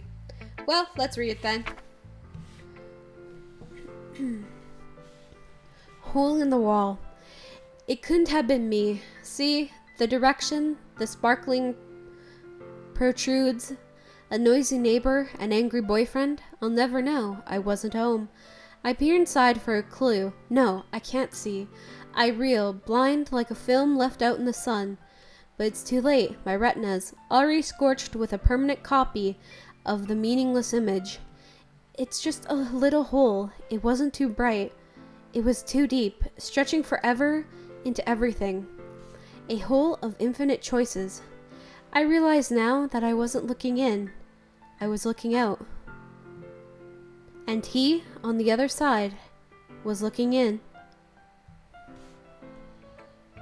So, what do you think? It's very freeform. Is that what you call it? Sorry, I'm not really the right person to ask for feedback. It's okay. Yeah, that kind of style has gotten pretty popular nowadays. That is, a lot of poems have been putting emphasis on the timing between words and lines. When performed out loud, it can be really powerful. What was the inspiration behind this one? Well, I'm not sure if I know how to put it. I guess you could say that I had some kind of epiphany recently. It's been influencing my poems a bit. An epiphany? Yeah, something like that. I'm kind of nervous to talk about deep stuff like that because it's kind of coming on strongly. Maybe after everyone is better friends with each other. Anyway, here's Monica's writing tip of the day. Sometimes when you're writing a poem or a story, your brain gets too fixated on a specific... Monica, are you listening to me? But also I get it because I couldn't go to sleep till like 5 a.m. because of a specific point. But Monica, are you... Stop. If you try so hard to make it perfect, then you'll never make any progress. Just force yourself to get something down on the paper and tidy it up later, which is true. Another way to think about it is this. If you keep your pen in the same spot for too long, you'll just get a big dark puddle of ink. So just move your hand and go with the flow. That's my advice for today. Thanks for listening. Phew. I guess that's everyone. I glanced around the room. That was a little more stressful than I anticipated. It's as if everybody is judging me by my mediocre writing abilities. Even if they're just being nice, there's no way my poems can stand up to theirs. This is a literature club after all. I sigh. I guess that's what I ended up getting myself into. Across the room, Sayori and Monica are happily chatting. My eyes land on Yuri and Natsuki. They gingerly exchange sheets of paper, sharing their respective poems. As they read in tandem, I watch their expressions change. Natsuki's eyebrows furrow in frustration. Meanwhile, Yuri smiles sad. Oh no. What's with this language? Did you say something? Oh, it's nothing. Natsuki dismissively returns the poem to the desk with one hand. I guess you could say it's fancy. Thanks. Yours is cute. Cute? Did you completely miss the symbolism or something? It's clearly about the feeling of giving up. How can that be cute? I know that. I just meant the language, I guess. I was trying to say something nice. You mean you have to try that hard to come up with something nice to say? Thanks, but it really didn't come out nice at all.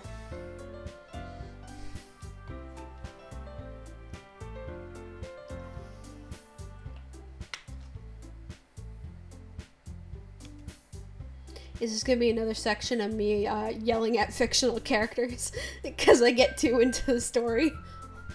Well, I do have a couple of suggestions. If I was looking for suggestions, I would have asked somebody who actually liked it. Which people did, by the way. Sayori liked it, and Wyvern did too.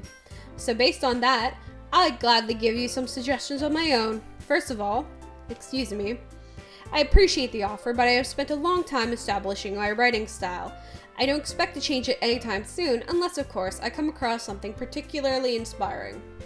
Which I haven't yet. Hey, she ain't wrong. And Wyvern liked my poem too, you know. He even told me he was impressed by it. Natsuki suddenly stands up. Oh? I didn't realize you were so invested in trying to impress our new member, Yuri. That's not what you're just... Yuri stands up as well. Maybe you're just jealous that Wyvern appreciates my advice.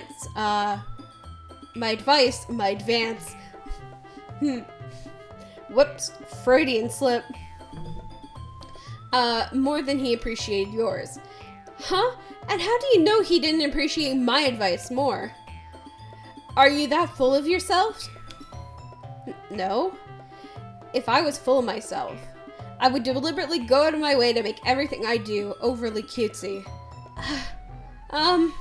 Is everyone okay? Well, you know what?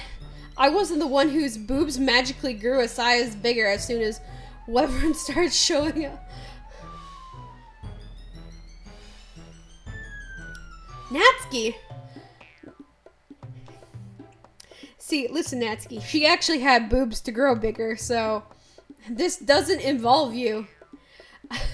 I don't like fighting, guys. Suddenly, both girls turned towards me as if they just noticed I was standing there. Wyvern, she's just trying to make me look bad. That's not true. She started it. If she can't get over herself and learn to appreciate that simple writing is more effective, then this wouldn't have happened in the first place. Okay, listen. Poetry goes both ways. Natsuki is writing for a children's book that kids will realize, oh shit, that hit harder when they're adults, which is actually kind of effective in her own right. Yuri has more of an adult taste, whereas people who read it nowadays and have critical thinking can actually properly analyze it after they've read it. Both are okay, but also, Jesus. What's the point of making your poems all convoluted for no reason? The meaning should jump out to the reader, not force them to have to figure it out. As I said, Natsuki is writing for people who don't have critical thinking. So children. Whereas Yuri writes for adults.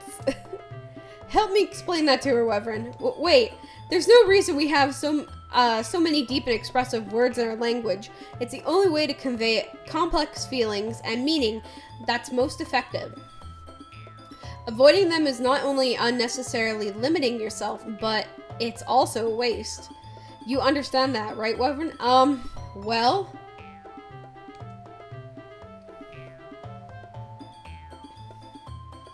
How did I get dragged into this in the first place? It's not like I know anything about writing, but whoever I agree with, they'll probably think highly of me. So of course it's gonna be...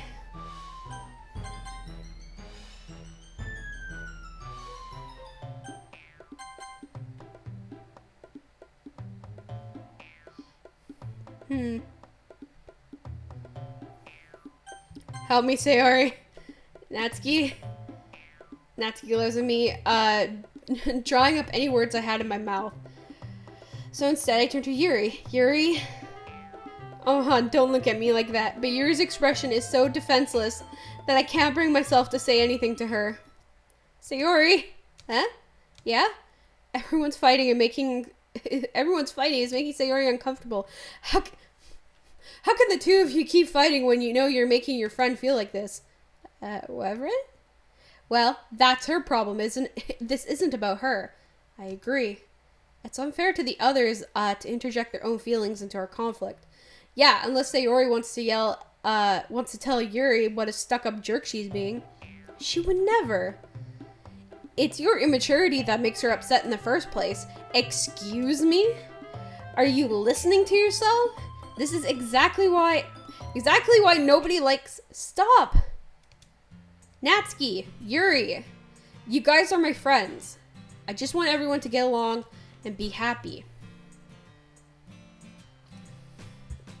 My friends are wonderful people, and I love them because of their differences. Natsuki's poems, they're amazing because they give you so many feelings with just a few words. And Yuri's poems are amazing. They paint beautiful pictures in your head. Everyone's so talented. So why are we fighting? Because, well... Also, Natsuki's cute, and there's nothing wrong with that. And Yuri's boobs are the same as they always were. Big and beautiful. Preach! Preach, Sayori! Sayori stands triumphantly. Monica stands behind her with a bewildered expression. I'll make some tea. Yuri rushes off. Natsuki sits down with a blank expression on her face, staring at nothing. So this is why Sayori is the vice president, I whisper to Monica. She nods in return. To be honest, I might come off as a good leader, and I can organize things, but I'm not very good with people, and I couldn't even bring myself to interject. As president, I was kind of embarrassing. Nah, it's not like I can blame you. I wasn't able to say anything either. Well, I guess that just means Sayori is amazing in her own way, isn't she? You could say that. She might be an airhead, but sometimes it's weirdly suspicious that she knows exactly what she's doing. I see. Take good care of her, okay? I would hate to see her...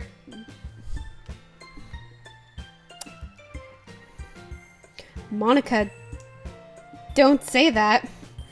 Don't... That makes two of us. You can count on me. Monica smiles sweetly at me, causing my stomach to knot. Such a genuine personality does make a good president, regardless of what she says. If only I could get the chance to talk to her a little more. Okay, everyone. It's just about time for us to leave. How do you all feel about sharing poems? It was a lot of fun. Well, I'd say it was worth it. It was alright. Well, mostly. Reverend, how about you? Yeah, I'd say the same. It was a neat thing to talk about with everyone. Awesome. In that case, we'll do the same thing tomorrow. And maybe you learned something from your friends too. So your poems will turn out even better. I think to myself, I did learn a little more about the kinds of poems everybody likes. With any luck, that means I can at least do a better job impressing those who I want to impress. I nod myself with a newfound determination. Reverend, ready to walk home? Sure, let's go. Sayori beams at me. It's truly been a while since Sayori and I have spent this much time together. I can't really say I'm not enjoying it either. Sayori. About what happened earlier. What do you mean? You know, between Yuri and Natsuki. Does this kind of thing happen often? No. That's really the first time I've seen them fight like that. I promise. They're both wonderful people. You don't hate them, do you? No, I don't hate them. I just wanted your opinion, that's all. I can see why they'd make good friends with you. Phew. You know, Reverend, it's nice that I get to spend time with you in the club. But I think seeing you along with everyone is what makes me the happiest. And I think everyone really likes you too. That's... Every day is going to be so much fun. Sigh. It looks like Sayori still hasn't caught on to the kind of situation I'm in. I'm sure being friends with everyone is nice, but does it really need to stop there? Well, we'll just have to see what the future holds, Sayori. I pat Sayori on the shoulder. I said that more to myself than to her, but it's easy to use Sayori as an internal monologue sometimes. Okay. Yeah, let's do this. Nope.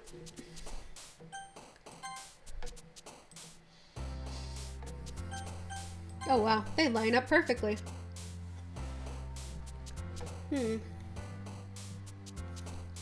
Despise. Oh. Love? Okay.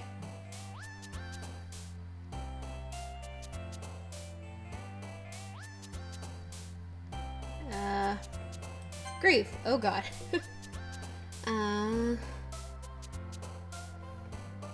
Sadness? Oh god. Jumpy. Okay. Intellectual.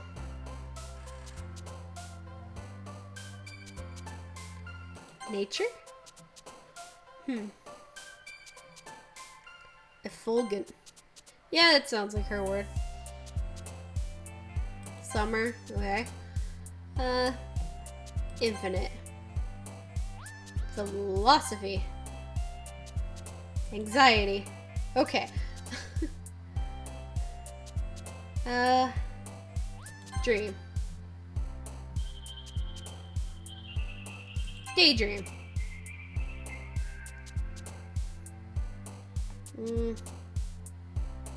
Alone. Oh god. Extreme. Yep. Lust. Tears. Oh no. Forgive. Oh no. Every time I see Sayori jump, I'm like, oh no. Especially when it's something like really sad. Misfortune. Sayori, no.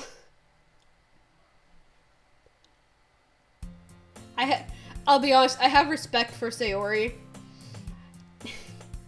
Just, you know, not as much as I have for, Yuri. Another day passes and it's time for the club meeting already. I've gotten a little more comfortable over the past couple of days. Entering the club room, the usual scene greets me. Hi, Wyvern. Yo, Sayori. Looks like you're in a good mood today. I'm just still not used to being in the club, that's all. I see. That's a pretty simple thing to get you in a good mood. But I guess it's always the simple things with you anyway. Speaking of which, I'm kinda hungry. Will you come with me to buy a snack? No thanks. That's not like you at all. I have my reasons. Why don't we take a look at your purse, Sayori? Why that all of a sudden? No reason, really. I just wanted to look at it. Sayori nervously retrieves her coin purse. She fumbles with the latch and gets it open. Then she turns it upside down and lets the contents spill into the desk. Only two small coins spilled out. I knew it. I can see right through you, Sayori. It's not fair. How did you even know? It's simple. If you had enough money in the first place, you would have bought the snack before coming to the club room. So either you were not hungry or wanted an excuse to take a walk. Or you planned everything to conveniently forget that you spent all your money so that I would lend you some. But there's one more thing. You're always hungry. So, that only leaves with one other option. I give up. Don't make me feel guilty. If you feel guilty, that means you deserve to feel guilty. No. Don't say that. Because sometimes we feel guilty for things that we don't need to feel guilty about. Okay? Yuri suddenly giggles. I didn't notice that she was listening in. Her face is in her book, as always. I wasn't listening or anything. It was just something in my book. Yuri, tell Wyvern to let me borrow some money. Don't get me involved like that, Sayori. Besides, you should only buy what you can responsibly afford. And frankly, after putting a mischievous little stunt like that, your suffering is far enough retribution. See, if I was in that, I would be like, I know you're always hungry, but hun, let's go get you something to eat, okay?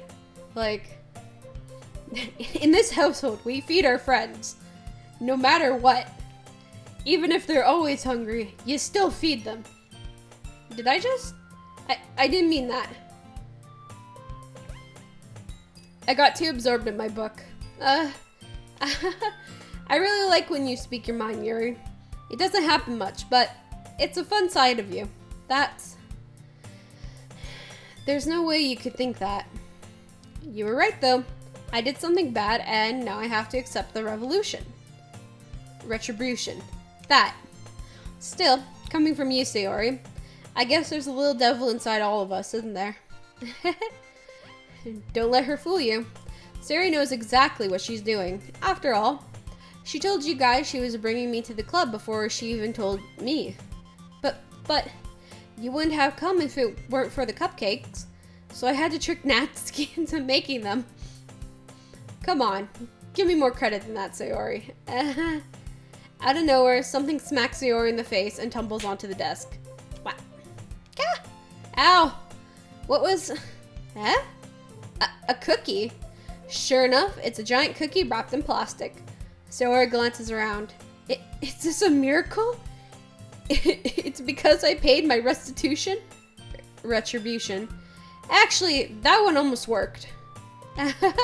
I was just gonna give it to you, but then I heard you blab about the cupcakes, so it was totally worth seeing your reaction though.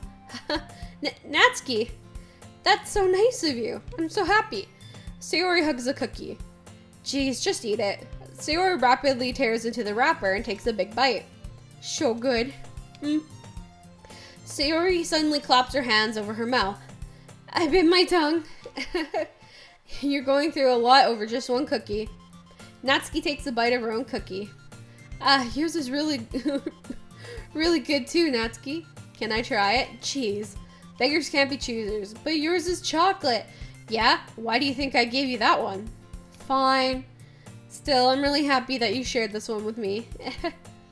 Sayori gets out on the scene, goes behind Natsuki, and then wraps her arms around her.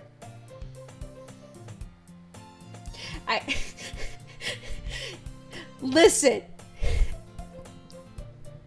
Yes, actually.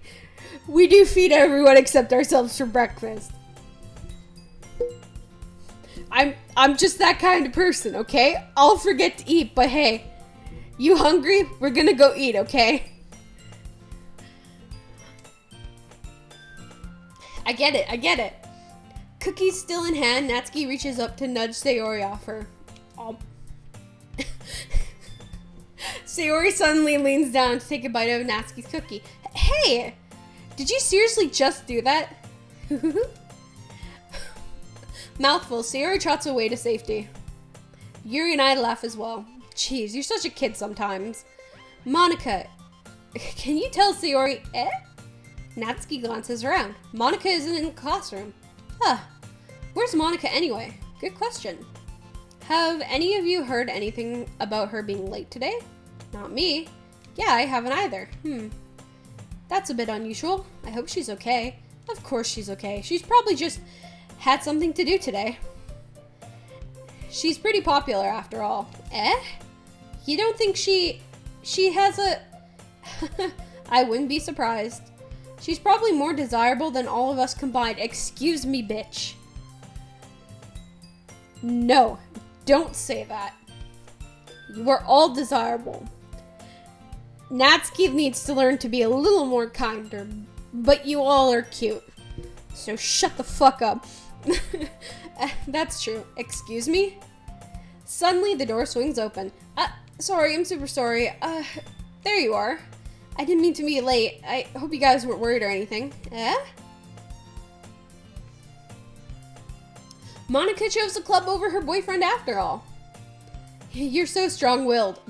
Boyfriend? What on earth are you talking about? Monica quizzically glares at me. Never mind that. What held you up, anyway? Well, my last period today was study hall. To be honest, I just kind of lost track of time. That makes no sense, though. You would have heard the bell ring at least. I must not have heard it since I was practicing piano. Piano? I wasn't aware you played music as well, Monica. I don't really. I just kind of started recently. I've always wanted to learn piano. That's so cool. You should play something for us, Monica. Monica looks at me. Maybe I'll get a little bit better. I will. Yay! That sounds cool. I'd also look forward to it. Is that so? In that case, I won't let you down, Wyvern. Monica smiles sweetly. I didn't mean to pressure you or anything like that. Don't worry. I've been practicing a whole lot recently, and I'd really love the chance to share once I'm ready. I see. In that case, best of luck. Thanks. So, I didn't miss anything, did I? Not really. I chose to leave out Sayori's mischievous escapade. I'm sure Natsuki will end up complaining to her anyway. It's like everyone has already settled down. Sayori somehow already finished her entire cookie. Yuri is in the back to her book, and Natsuki disappeared into the closet.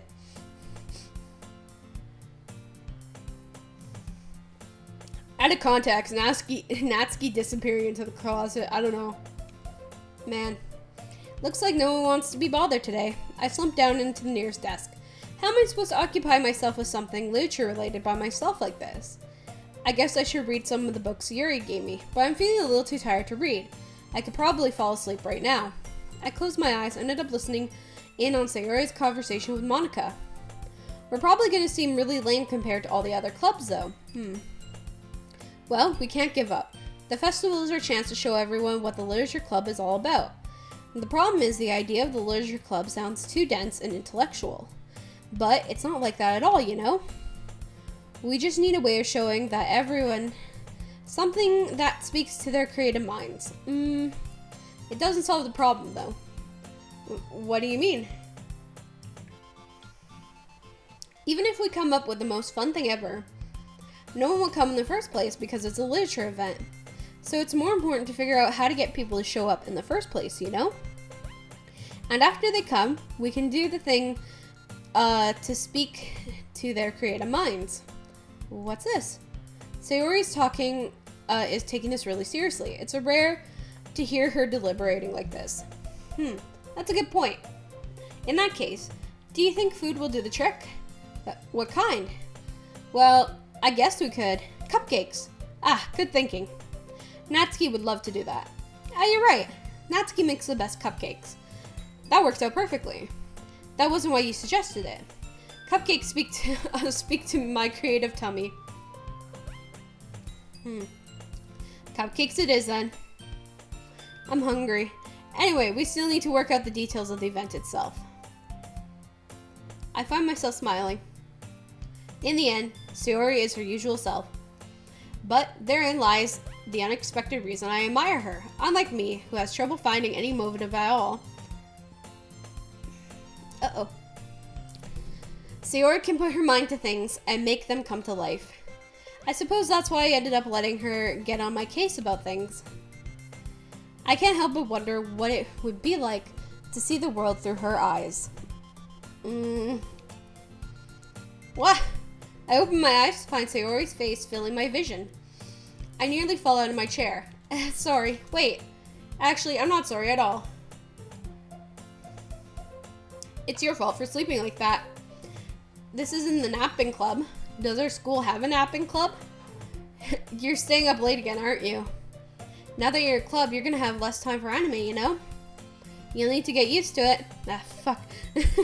Don't say that so loud. I glance over my shoulders to see Monica overheard. It's true, though. Yeah. I know. You're always looking out for me, Sayori. It's what I do best. That's the problem. What about you? You look out for me better than you look out for yourself. You're still oversleeping every day, aren't you? Not every day. That's not very convincing. How many days this past week have you gotten up on time? That's a secret. I knew it. Come on. At least give me the benefit of the doubt. I can't even do that. Look, Sayori, it's written all over you. Sayori glances around at herself. How is it written all over me? Well, you were clearly in a rush this morning. Look at your hair. It's sticking out all around here. Oh. I run my fingertips down the side of Sayori's hair, trying to straighten it out. Man, you really need a brush for this. My hair is just really hard to get right. I won't fall for that. There's more than just your hair. You know, your bow tie isn't straight either. And there's a toothpaste stain on your collar right there. Hey, she's trying her best, okay? I can respect that. I try to wipe off the stain with my finger. But nobody would ever notice that. Of course they would. Nobody's going to tell you about it because I don't want to embarrass you. Fortunately, I really don't care about that. Hey, you meanie god. Dick. We're an asshole. And you don't even keep your blazer buttoned up. Seriously, Sayori, why do you think you don't have a boyfriend yet? Okay, that's a little harsh. That's super mean. Sorry, but you'll thank me later. I start to button her blazer from the bottom. Once you see how much better it looks, you'll change your mind.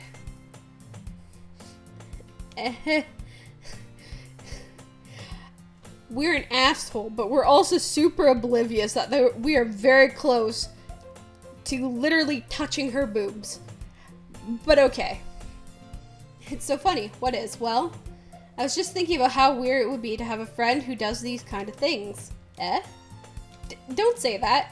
You make me feel weird about it, stupid. It's okay, though. I'm happy we're like this. Aren't you? I guess. Hey, be careful. The button might come off. Why is this one so hard to close? I struggle to fully close the button near her chest. Does this thing even fit you properly? I did it when I bought it. If you ever buttoned it, you would have noticed sooner or later that it doesn't fit you anymore. What are you smiling about?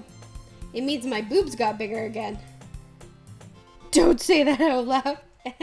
Anyway. You look much better now, so... Why does it feel strange seeing Sayori's blazer buttoned up like that? But it's so stuffy. It's not worth it at all. Sayori hastily unbuttons her blazer once more.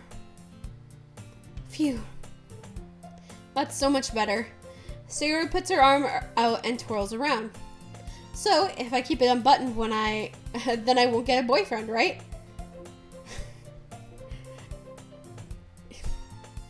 Lesbian logic, actually.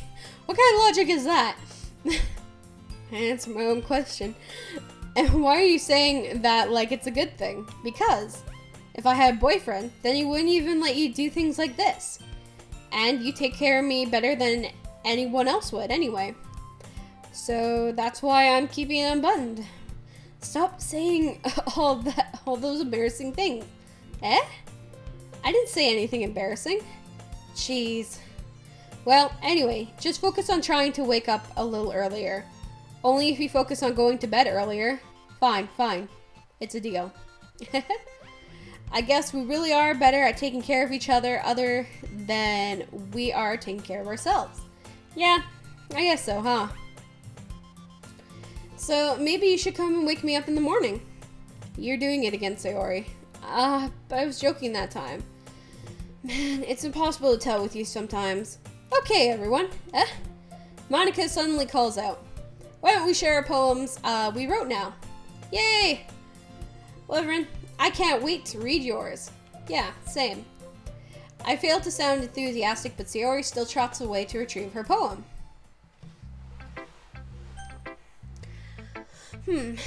So we started with Sayori. Let's go bottom up. I didn't save it.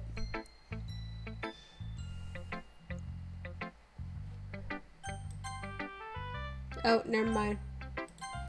What? Hello again, Wyvern. How's the writing going? Alright, I guess. I'll take that. As long as it's not going bad. I'm happy that you're applying yourself.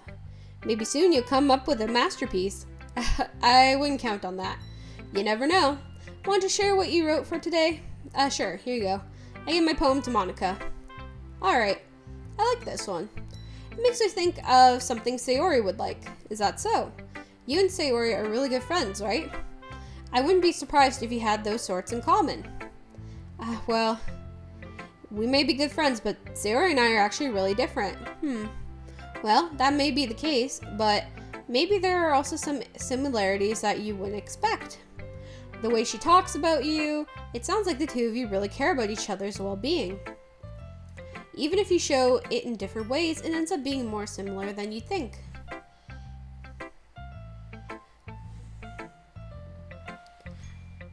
Hold on. I am going to quickly pause it for a sec just to have a small break. I need to, fix my...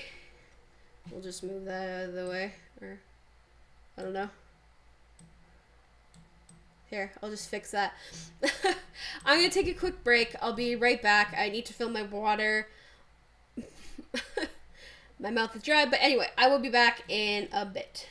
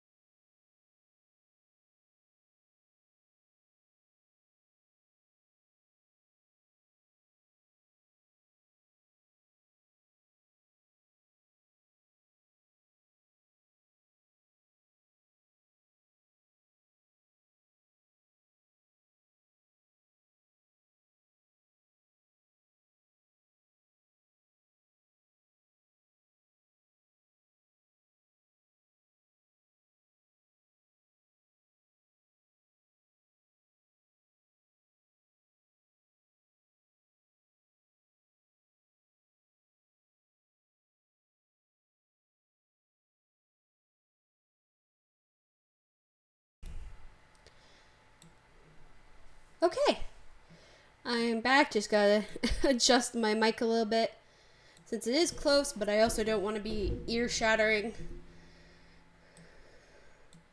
I don't know how loud I'm gonna be, but alright, let's get back into it. right, we were talking to Monica about our poems. So I think that's the kind of vibe I get from reading your poem. I was thinking too, I'm like, I realized I'm kind of trying to do all the girls. I guess because I kind of want to see what happens too. I didn't do it when I originally played through this.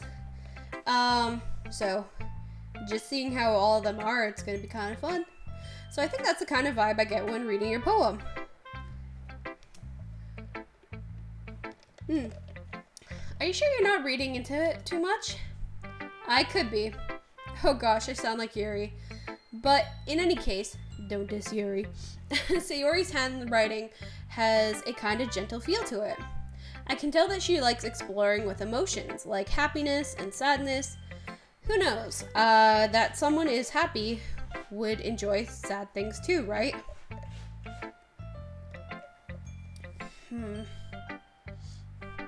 Yeah, that's totally unexpected.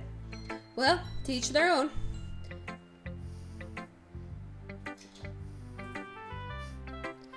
And you shouldn't be afraid of experimenting a little bit either. But anyway. Sorry.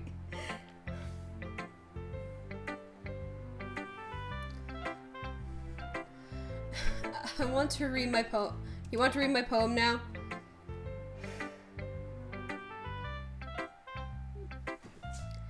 I like the way this one turned out, so I hope you do too.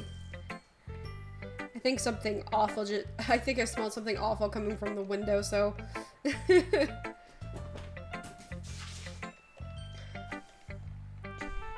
Alright, let's take a look.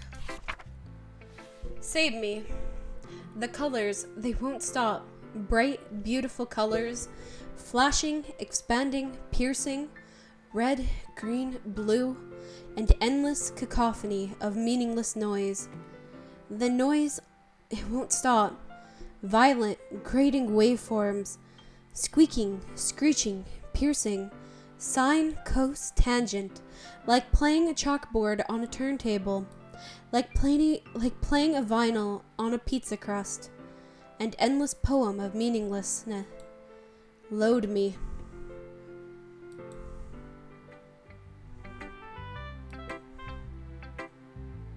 It's even more abstract than your last one, huh? Uh-huh. I guess it's just the way I write.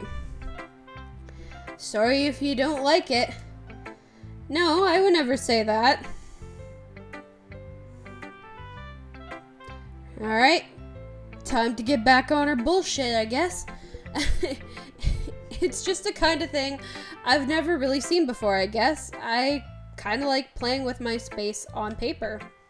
Choosing where and how to write and how to space your words can totally change the mood of a poem. True. It's almost like magic. One of my favorite poetry authors. This is gonna sound like edgelordy, but Ellen Hawkins, her books, they tackle very like rough and dark topics, but like they're all set in a poem form, in a free verse poem. And they're thick books too. And she spaces her words like so cool. Like there's been some pages in her books where the whole poem will be in the shape of a letter, and then at the bottom will be the word, how it's supposed to be read all at once. It's so cool. I just remember reading them in high school being like, holy shit, those are amazing. They're super sad though, like, oh god. Like when I say they deal with hard topics, like, I think one of my favorite from hers, Smoked, yeah, is basically, basically this Mormon girl, escapes her cult and experiences, freedom, and it's like it deals with abusive parents, it deals with like first love and freedom and being on your own, and it's insane. It is an insane book. And then she has like another one that deals with like crystal meth and prostitution. It's like, this shouldn't be in a library for teenagers, but oh my god. I say as I was a teenager who read those books and loved them to death. Only because it was like, I guess because I was in a small town and it just hit me upside the head. But I agree with what Monica is doing as I go off on another book tangent. The way I wrote the lines really short makes it feel like they're trying to speak over the notes. I see. It's still hard for me to tell what's going on it's about, though. Sometimes something with a poem isn't the right question. A poem can be an abstract as a physical expression of a feeling, or a conversation to the reader. I'm gonna actually just save. You never know. So, putting it that way, not every poem is about something. Anyway, here's Monica's writing tip of the day. Sometimes you'll find yourself facing a difficult decision. When that happens, don't forget to save your game.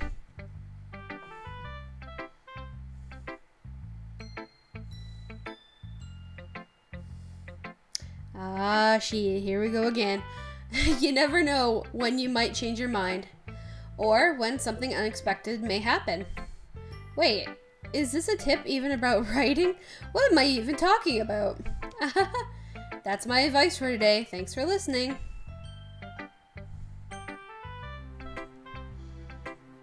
Alrighty then. Yuri. Let's see what you've written for today. This is pretty good. Were you influenced by seeing everyone's writing styles yesterday? I guess you could say that. I was also a bit surprised by how different everyone writes. So, I respect you for trying new things. You don't need to be afraid of to be a little more daring. Metaphors can go a long way. Don't feel like you need to work your brain like turning a bunch of gears. Try letting your mind wander through your feelings and write down the things you need to hear, you see and hear. That's one way to truly enable your reader to see into your mind. It's a very intimate exercise, I see. That's certainly an interesting technique. Thanks for sharing. I have an example of that you might like to read. Of course. Is this the poem you wrote today? Yuri nods and timidly hands me your poem.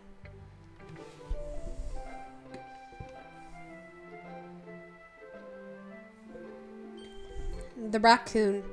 It happened in the dead of night while I was slicing bread for a guilty snack. My attention was caught by the scuttering raccoon outside my window. That was, I believe, the first time I noticed my strange tendencies as an unordinary human.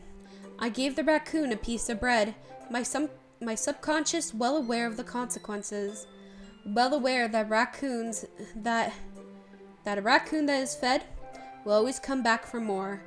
An enticing beauty of my cutting knife was a symptom. The bread, my hungry curiosity. The raccoon, an urge. The moon increments its phase and reflects that much more light off of my cutting knife. The very same light that glistens in the eyes of my raccoon friend. I slice the bread, fresh and soft. The raccoon becomes excited, or perhaps I'm merely projecting my emotions onto the newly satisfied animal. The raccoon has taken to following me. You could say we've gotten quite used to each other. The raccoon becomes hungry more and more frequently, so my bread is always handy. Every time I brandish my cutting knife, the raccoon shows me its excitement. A rush of blood, classic Pavlovian conditioning. I slice the bread, and I feel myself again.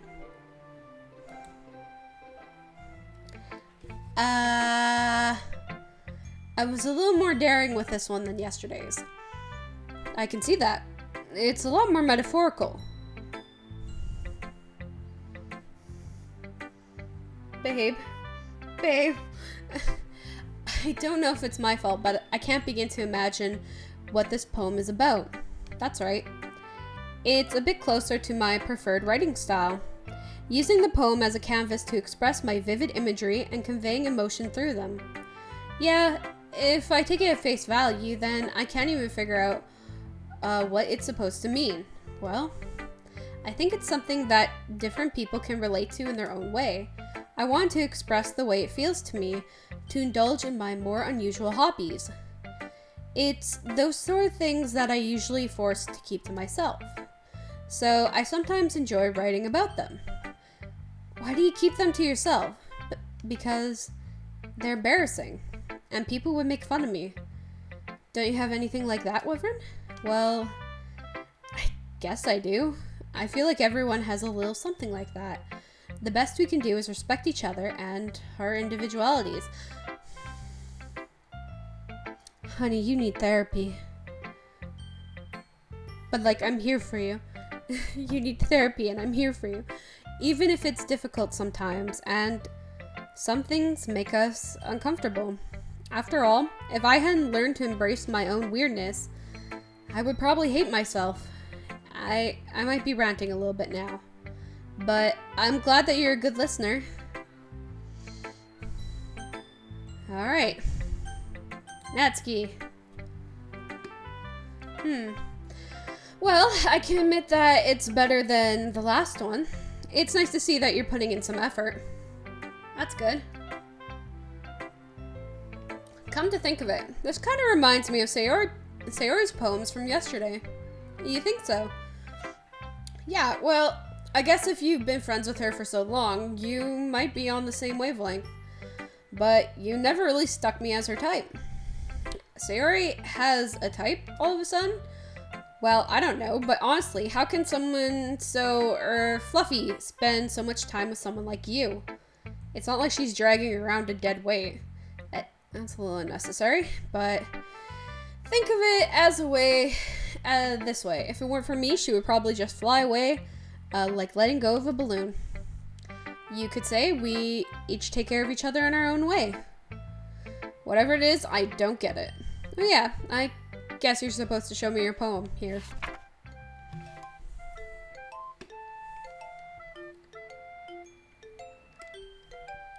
Amy likes spiders. You know what I heard about Amy? She likes spiders. Icky, wriggling, hairy, ugly spiders. That's why I'm not friends with her. Amy has a cute singing voice. I heard her singing my favorite love song. Every time she sang the chorus, my heart would pound to the rhythm of the words.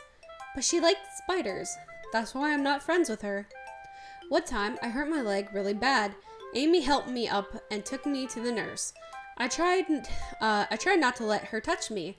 She likes spiders, so her hands are probably gross. That's why I'm not friends with her. Amy has a lot of friends. I always see her talking to people. She probably talks about spiders. What if her friends start to like spiders too? That's why I'm not friends with her. It doesn't matter if she has other hobbies. It doesn't matter if she keeps it private. It doesn't matter if it doesn't hurt anyone. It's gross. She's gross. The world is better off without spider lovers. And I'm gonna tell everyone. What? Not bad, right?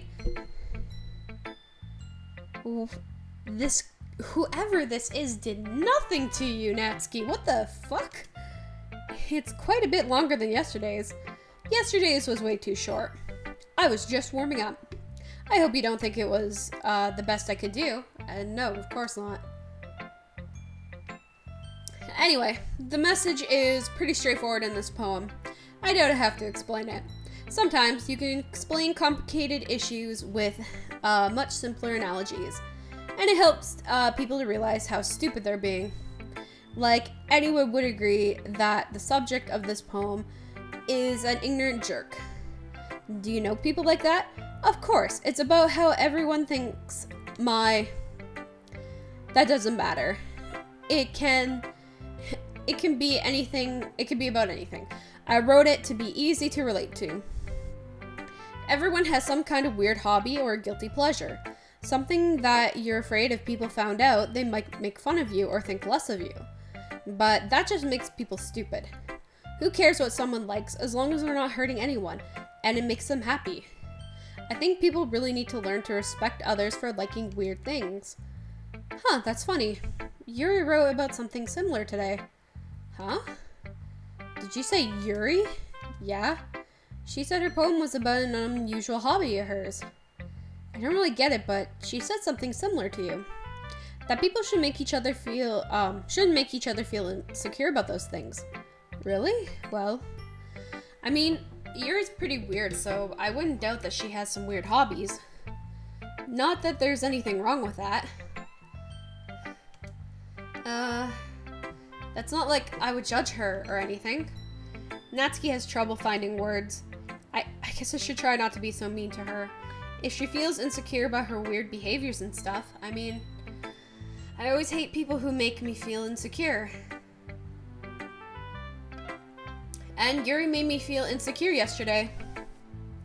By the way you put it, Jesus, it sounds like she's learned her lesson. Well, I would say so. Even if her writing style is really different, I'm sure she'll appreciate the message in your poem. It's what I do best after all. I don't like writing unless it's a good message to take away from it.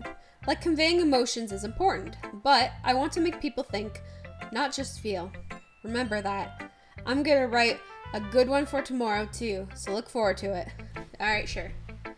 I mean, it wasn't bad, I was just...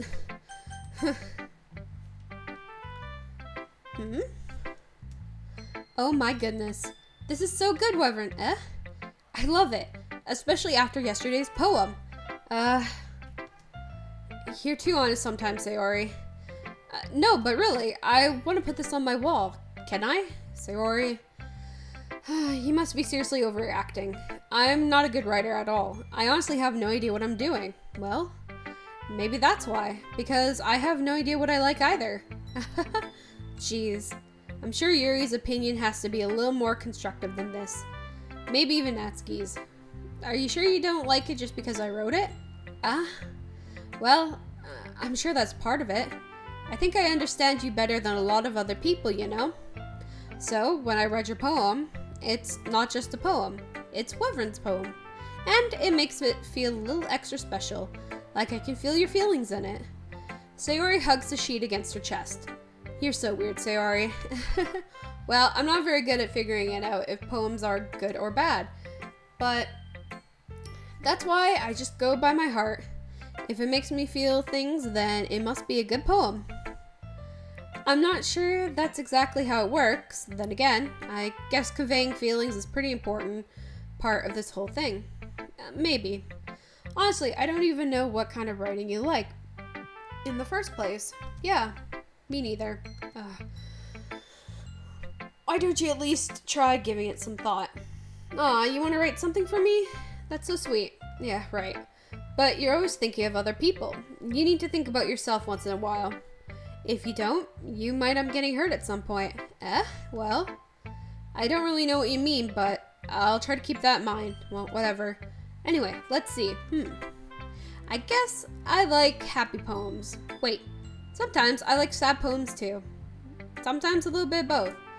There's a word for that, right? Yeah, it's depression. What's the word I'm looking for? Bittersweet. Yeah.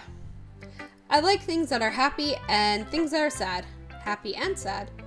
I can't see you liking something sad, Sayori. Well, I like happy the most. But sometimes when you have a little rain cloud in your head, a sad poem can give that rain cloud a little hug and make a nice, happy rainbow. Sayori, that's unexpectedly poetic. Is it? Maybe I'm getting better at expressing my feelings after all. Thanks, Wyvern. I should go write that down then. You can read my poem now, okay?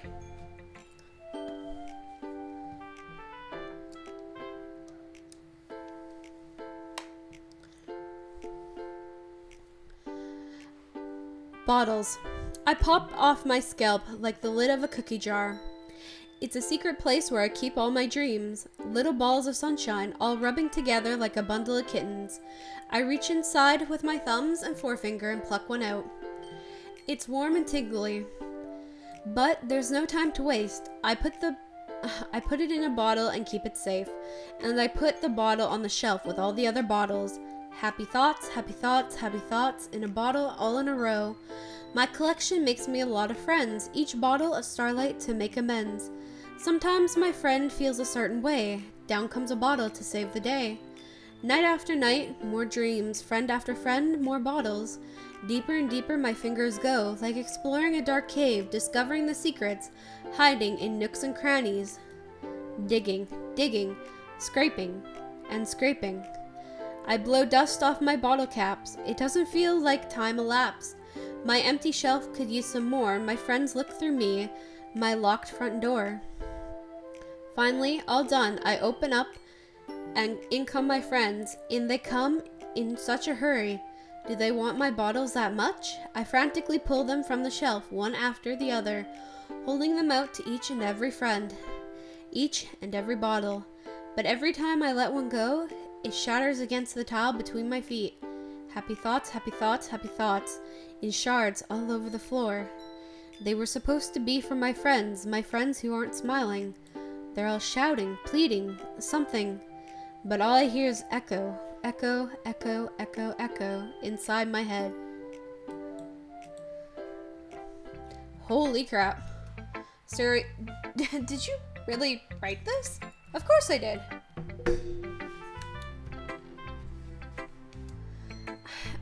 Didn't I tell you yesterday I was going to write the best poem ever? Yeah, but I mean, I didn't expect something like this from you. Monica taught me a whole lot. And I've been really in touch with my feelings recently. I see that. It's almost kind of creepy. Creepy? Well, not exactly. Maybe because I'm used to you being cheerful. Well, never mind. I'm thinking too hard about it. The point is, it came out good, so you should be proud of it. Oh, thanks. I feel like it was meant to express myself this way. It even helps me understand my feelings a little better. Yeah, that's a common thing the common thing to do with writing. I use it to do that too. Writing is like magic. You've gotten pretty passionate about this, huh? I hope you keep it up. Yeah, writing's the best. I'm gonna keep writing until I die. Don't get ahead of yourself. So you always had a habit of getting obsessed with something before dropping it. No more than a week later. I wonder if this one is one of those times, but seeing the passion in her eyes makes it hard for me to be pessimistic. Okay, everyone. We're all done reading each other's poems, right? I have something extra planned today, so everyone could come sit in front of the room.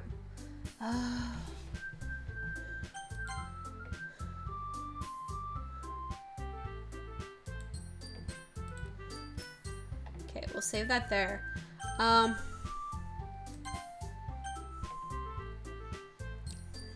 So I do kind of want to see what the other girls have in mind. So,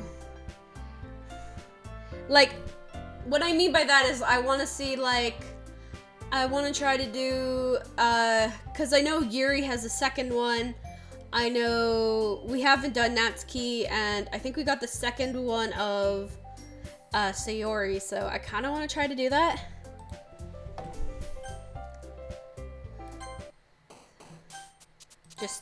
I want to see. So nature, happiness, alone, excitement. I can kind of gauge like what she likes and what she talks about.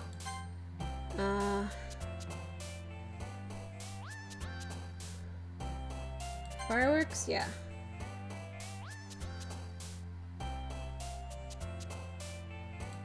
Okay, know that, here, oh wait, wrong one, wrong person, okay, I'm trying, I'm doing my best. I know romance is definitely one of hers, daydream. depression. Anything that is sad. Okay.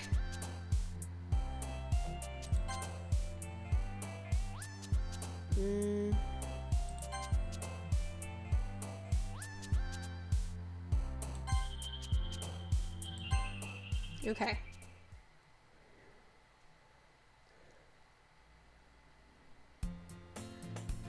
Again.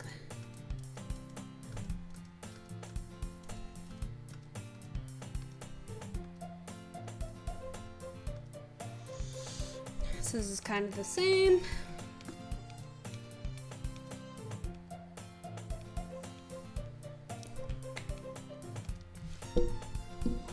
Hello, cat.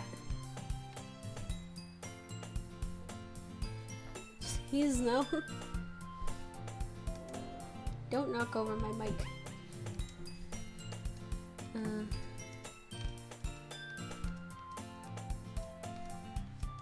All right, let's try to do this.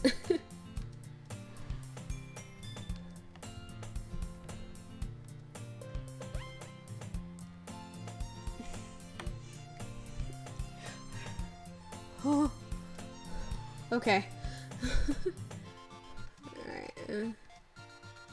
Okay, yeah, so she pulls a book. Is this gonna be the same?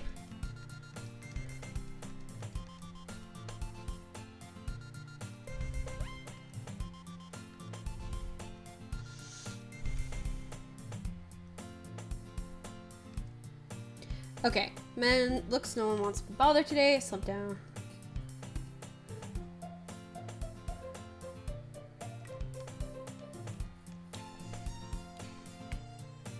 The clubs, though.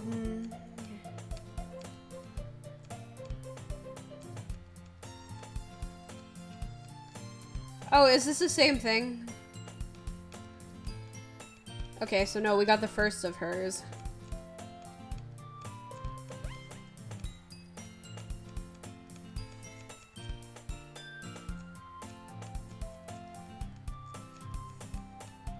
Maybe I should have went for Natsuki.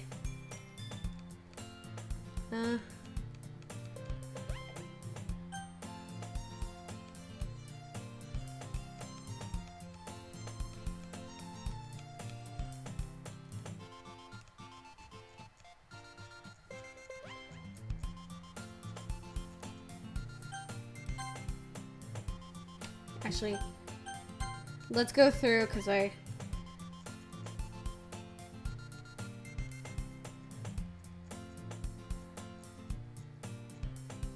But that means I would have to continue on with hers.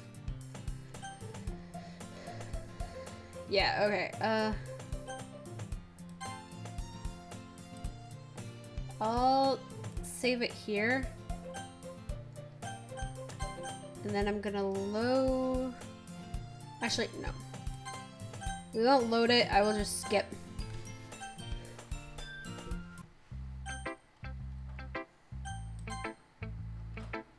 Oh.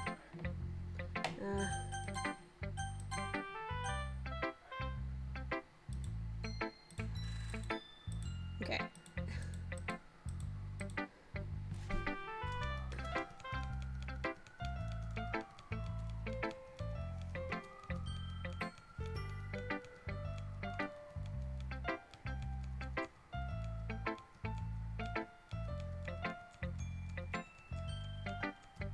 I don't remember if there's 2 or 1, but I'm like, I swear. Okay.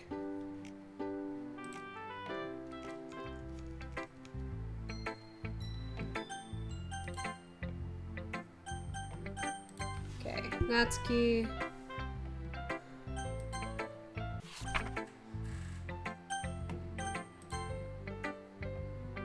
I guess I was a little different because,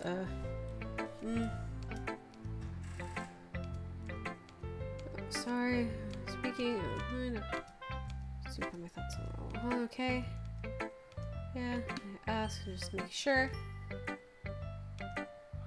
Right, because she'll point out, like, oh yeah, it's kind of I can tell you're kind of shit at this. Whereas with, I guess from Sayori it was like, oh yeah, you have a similar writing style to me. So.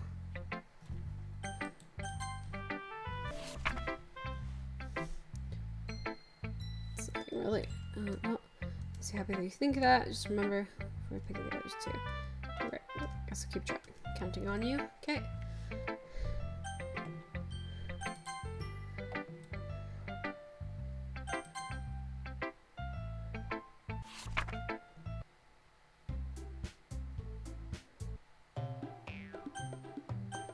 Okay, sorry about this. I'm like, I mean, I did want to see what would happen with the girls, so, okay, okay. I'm just gonna do a straight thing of, her, and then I'll go back and do, oh,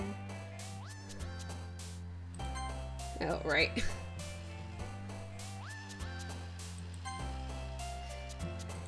Daydream I know is hers.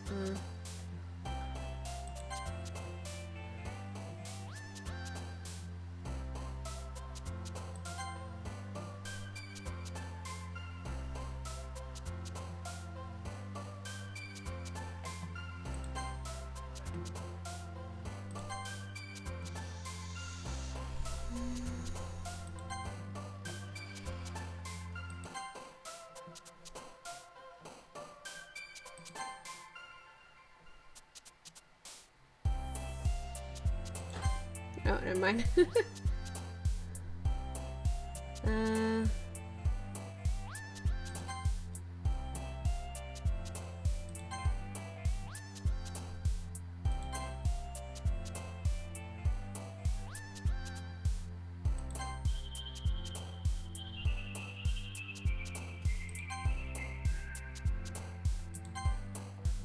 So I'm just trying to get all the Sayoris and then just kind of go through, or try to get all the girls, because I don't know, I want to see them.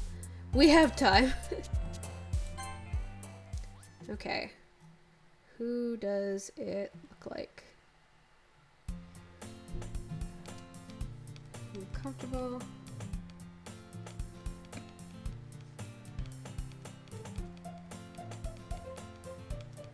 Right, we have all the food stuff.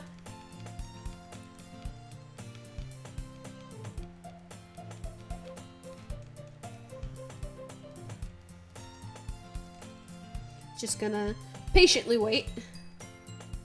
I mean, I could skip this, but I also...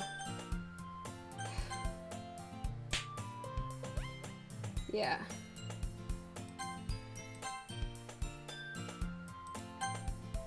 Okay. Woven ribbons. Sayori suddenly comes up to me.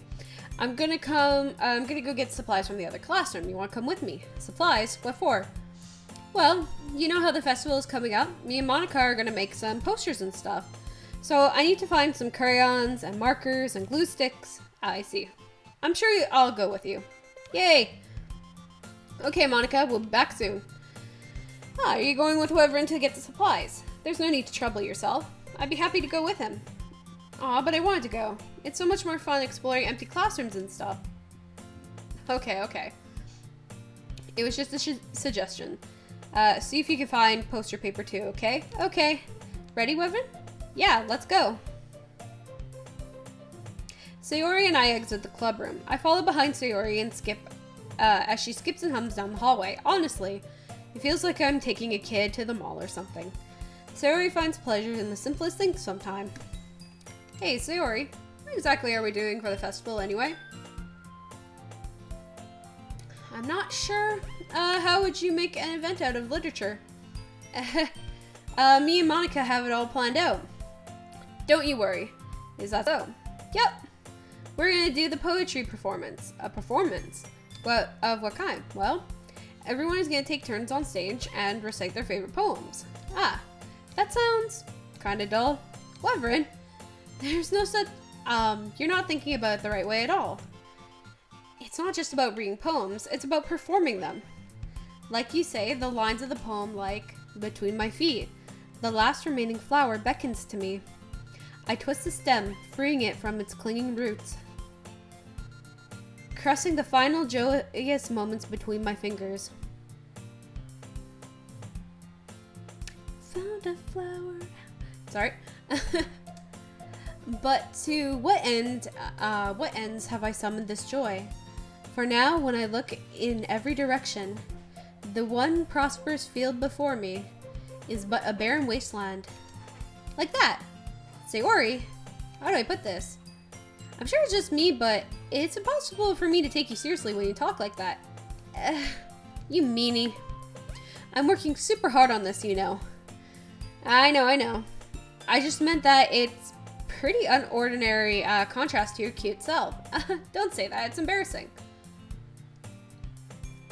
But I guess that means I'm doing a good job. I guess so. I'm so excited. The festival is going to be so much fun. Sayori spins herself around in the hallway again. Hey, this classroom over here is empty. Let's begin the mission. The mission, eh? It's been a long time since I've spent time with Sayori like this. In the end, she hasn't changed one bit. She's nothing but a ball of sunshine, drawing happy vibes from the world around her. It's a pretty nostalgic feeling for me. As the years went by, I began to hole myself up in my room more and more. So, going adventuring with Sayori brings a special sort of feeling I forgot I had in me. The two of us enter the classroom. Sayori heads straight to the closet and I follow. Let's see what we have in here. Crayons! Sayori pulls a box of crayons off the shelf. They're the best brand too. They're kind of dirty though. Sayori starts pulling various crayons out of the box, reading the color names. Alright, that's one down. Don't get distracted. We need to find... Wait, I'm looking for my favorite color. Fine. Then at least move aside so I can look for the poster paper. I dropped one by accident. Sayori bends over and smacks her forehead right into the shelf. She falls into the floor. The crayons spill all over her lap. Ow. Are you okay? My forehead. Sayori clutches her forehead. Geez, Sayori. That's just like you, isn't it? Come on, let me see.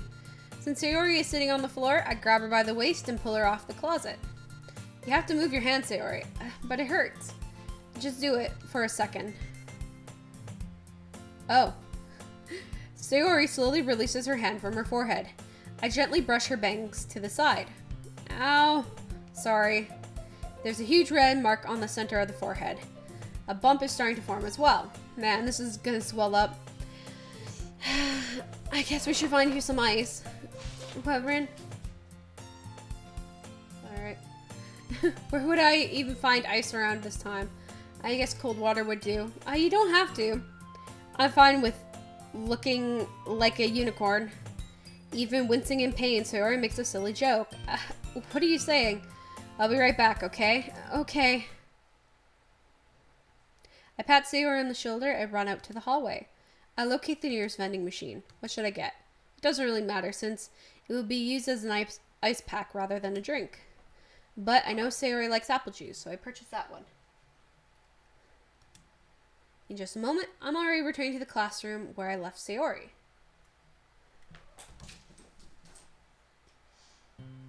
She has one palm on her forehead and is using the other hand to clumsily scoop crayons back into the box. At least they were already in the wrong spots before I spilled them. Sayori, here. I handed her a bottle of apple juice. It's nice and cold. Sayori opens the cap and starts drinking from it. Sayori, what are you doing? Okay. It's for your forehead, idiot. Sorry, I forgot.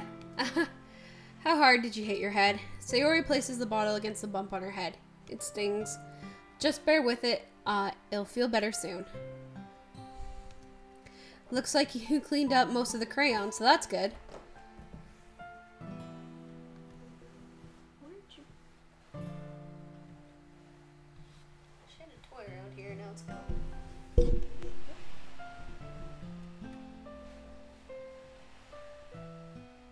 There it is. Looks like you cleaned up most of the crayons, so that's good. She does. Just wait, I want to see all of them. Hey, Wyvern? This kind of reminds you of growing up, doesn't it? What do you mean? You know how we used to play outside all the time? I would always try to keep up with you. You were kind of oblivious in some ways. Like, I usually fall behind and had trouble climbing on the things you did. But sometimes when I tried to do the things I couldn't, I'd get myself hurt. I'd fall and scrape myself or get a bump, and I would start crying really hard. And you would rush over as quick as you could. You would try really hard to get me to stop crying. It was almost like you blamed yourself and were afraid of getting in trouble if someone found out. Even though it really wasn't your fault at all, you know? Do I really do that? Yeah, you don't remember? Come to think of it, maybe I do remember a bit. I guess we always focused on my games that I didn't pay enough attention to you. So in a way, it was my fault. Kinda like this time, too. If I wasn't rushing you out of the closet, you probably wouldn't have hit your head, Wyvern. I don't think you realize it, but you're always thinking about other people, even after all these years. You're rushing to help me, even though I'm just being clumsy. You're really a sweetheart. Don't call me that. I don't really do this kind of thing all the time. I guess when it comes to you, it just feels natural. Before I even know it, I'm treating you like that. I guess that's what happens when you've been friends so long. Really? Maybe you're right, Wyvern. I'm so glad that nothing's changed between us. Do you think it'll be like this forever? Forever? If I'm honest to myself, there's no telling where we'll each end up for college or after that. So it wouldn't be fair for me to make any promises, but I hope so. It's been this long already, right? I can't imagine you ever changing, so my hopes are up. I'm so happy. Sayori has a whimsical expression in her eyes. We remain silent for a moment. She's so silly and clumsy on the outside that when I see her deep in thought like this, it makes me not want to disturb her. I guess we should go back. I don't want to worry Monica, you know? Good luck with that. She's gonna see your forehead either way. Not if I hide it under my bangs. Sayori hops to her feet. Ah! She clutches her forehead again. Don't stand up so fast after hurting yourself. Well, I guess it's too late now. Anyway, let's go. I follow Sayori out of the classroom. Sayori plays with her bangs and tries to hide the bump, but without much success. In a moment, we make it back to the club room. Ah, you're back. Good timing. I was just about ready to start sharing our poems. Sayori, your forehead. She's fine. Don't worry about it. I was playing with the crayons and smacked my forehead into the shelf. Well, anyway, were you able to find everything you need? I have it right. Sayori frantically glances around her stuff. I forgot all the stuff. Calm down, Sayori. I have it all right here. I found the poster paper, too. It sounds like you ended up doing all the work, Wyvern. Well, Sayori, I failed to come up with an excuse for Sayori. I made an adventure. Yeah, that. Okay. In any case, good work. I'll start working on the posters tonight. Me too. Okay, everyone. Are you ready to share your poems? Guess I'll grab mine. Alright.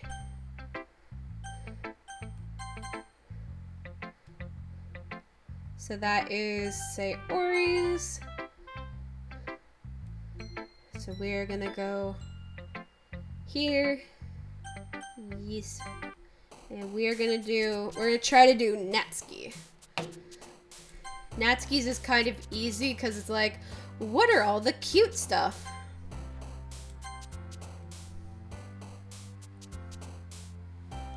Except for this. Oh wait, no, maybe sun. Nope, never mind.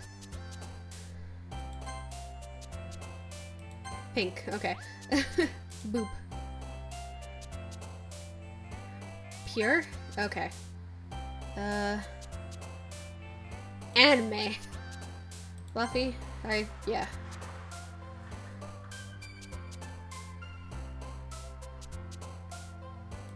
Socks? Okay. Joy. Oh, that's... Okay. Mouse. Puppy.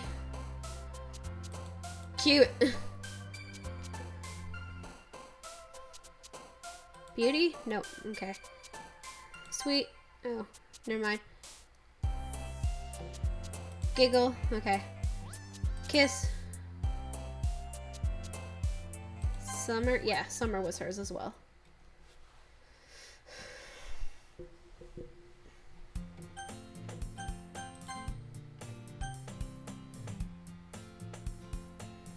Okay. Alright, on to Natsuki. Ugh! I hear Natsuki utter an exasperated sigh from within the closet. She seems to be annoyed by something. I approach her in case she needs a hand. Looking for something in there? Freaking Monica. She never puts my stuff back in the right spot. What's the point of keeping your collection organized if someone else is just gonna mess it up? Natsuki slides a bunch of stacked books and boxes across the shelf. Manga? You read manga, right? Sometimes. Manga is one of those things where you can't admit that you're really into it until you figure out where the other person stands. Not so much nowadays, but I get it. How did you know anyway? I heard you bring it up at some point. Besides, it's kind of written on your face. What's that supposed to mean? I see. There's a lone volume of manga amidst a stack of various books on the side of one of those shelves. Curious, I pull out from the stack. There it is. Natsuki stashes it out of my hand.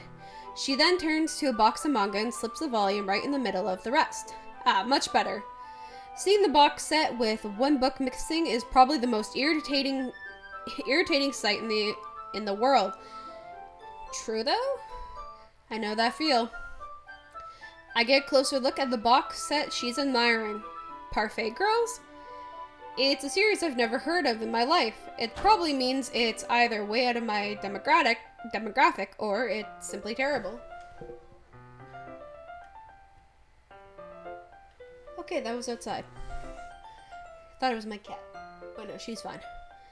If you're gonna judge, you can do it through the glass on that door.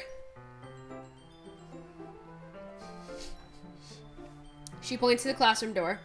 Hey, I wasn't judging anything. I didn't even say anything. It was in the tone of your voice. But I'll tell you one thing, Wyvern. Consider this a lesson straight from the literature club. Don't judge a book by its cover. In fact, Natsuki pulls out the first volume of Parfait Girls from the box. I'm going to show you exactly why. She shoves the book right into my hands. I stare at the cover. It features 4 girls in colorful attire striking animated feminine poses.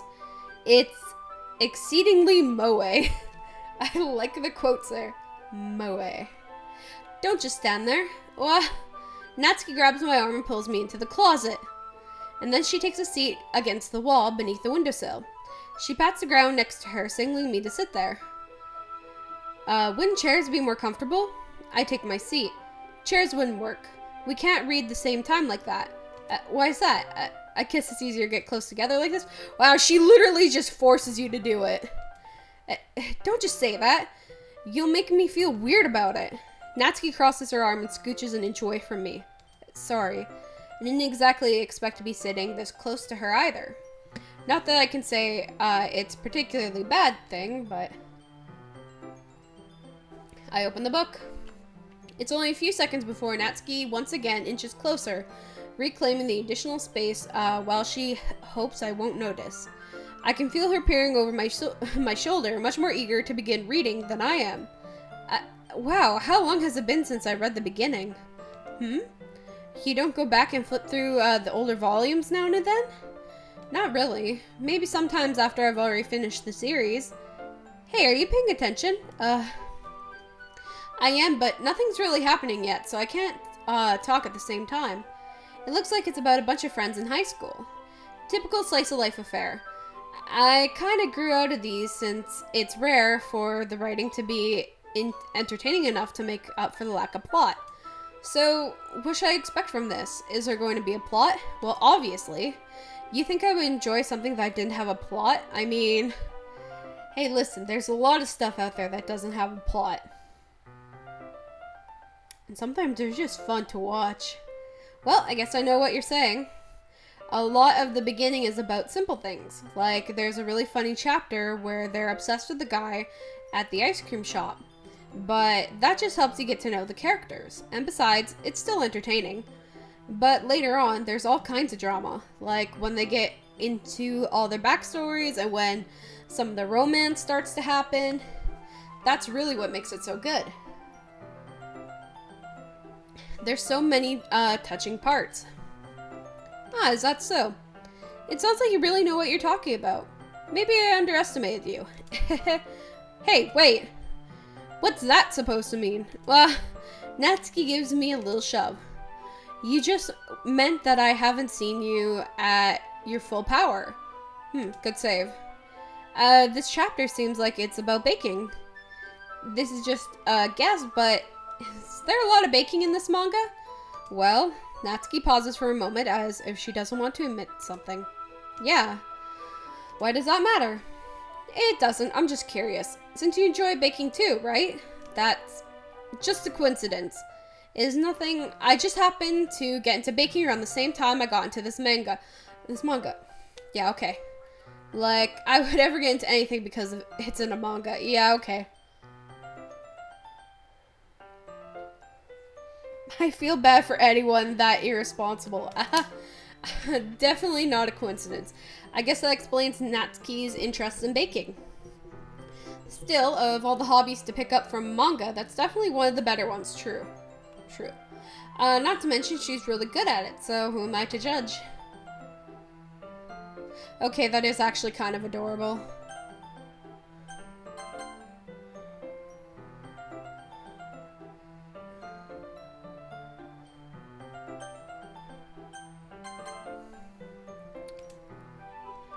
We read on for a few more minutes. I've just finished a couple of chapters at this point. Are you sure this isn't boring to you? It's not. Even though you're just watching me read? Well, I'm fine with that, if you say so. I guess it's fun sharing something you like with someone else. I always get excited when I convince any one of my friends to pick up a series I enjoy. You know what I mean? You don't? That's not... Well, I wouldn't really know. What do you mean? Don't you share your manga with your friends? Could you not rub it in? Jeez. Sorry. Like, I could ever get my friends to read this. They just think manga is for kids. I can't even bring it up to them, being all like, you still haven't grown out of that yet? Makes me want to punch them in the face. I know those kinds of people. Honestly, it takes a lot of effort to find friends who don't judge, much less friends who are also into it. I'm already kind of a loser, so I guess I've gravitated towards the other losers over time. Whoops! But it's probably harder for someone like you. Yeah, that's pretty accurate. Wait, which part? I mean, I feel like I can't even keep it in my own room. I don't even know what my dad would do if he found this. At least it's safe in here in the club room. Except Monica was kind of a jerk about it.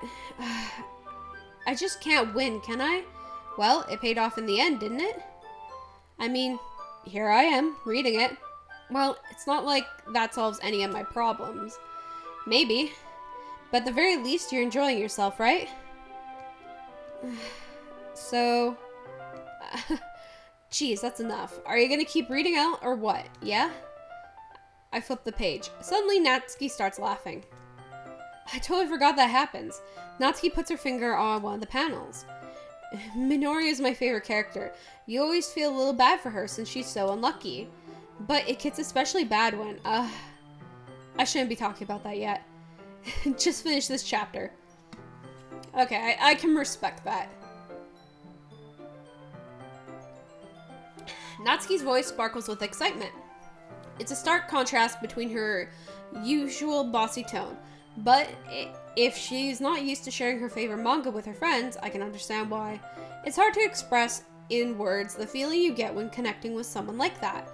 And being able to provide that to Natsuki, for whom it's a rare experience, I thought makes me smile to myself a little. Alright everyone, are you all ready for today's poems? Right. Oh, come on. Can your time be any worse? Sorry. I just need to make sure we have enough time. Though, you look pretty cozy over there. Natsuki suddenly notices how close she's getting to me. She hastily slides herself a good 12 inches away from me. Alright, guess I'll stop here for now. I closed the book and the hand and headed towards Natsuki. You're just giving it back? You don't want to know what happens next? Yeah, but Monica just said, don't be dumb. Just take it home with you. Is that really alright? I say that mostly because I really don't plan on using my spare time to read this. Oof. Well, of course. It would take forever to finish it if you don't take it home. Just finish that one before tomorrow so we can start the next one. And if it gets bent, I'll kill you. By tomorrow? I only got partway through the volume so far. I might fall behind on some shows if I try to get through this. Yeah, but I suppose it's necessary sacrifice in exchange for seeing Natsuki's enthusiastic face. Or, am I more scared of what will happen if I don't finish it? Alright then. I stand up. I return to where I put my stuff and carefully slip the book in my bag. By the way, did you remember to write a poem last night? Yes, I did.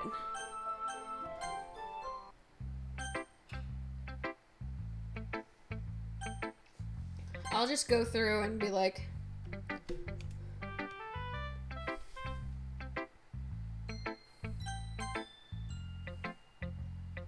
Okay. Really? It's a lot cuter than I expected. Oh, yeah. There's something Natsuki would write. She's gonna write too. Yeah.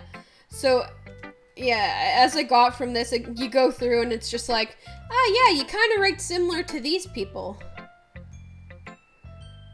Oh, yeah, she's talking about how kids can, like, see the world like that. Kind of in a pure way, and Natsuki's kind of writing like that. Yeah, her poems are like, how would I put it?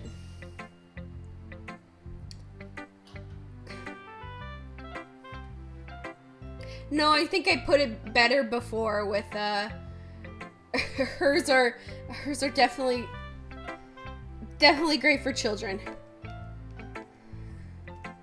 Okay, let's see, try new things. Alright.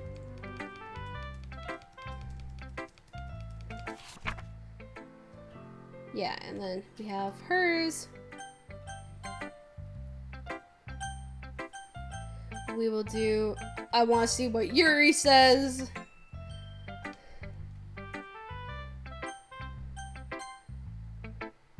Should probably, never mind. She probably said nothing and was like, not gonna say it's dog shit, it was dog shit. Okay, yeah, so the other people don't really care, but Natsuki's gonna be like, oh. Okay, well, let's start with the things I don't like. First of all, Natsuki rereads my... Never mind, I don't feel like giving you my opinion. What's the point of sharing in the first place? I wrote this one, I would have been doing other things. In fact, I remember how I said I wanted to read poems. I'm going to show my poems are bad. Okay, so now she's like, I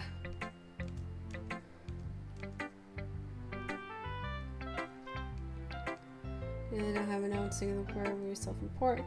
So basically, she likes my poem, but she's also being a major tsundere about this. Yeah.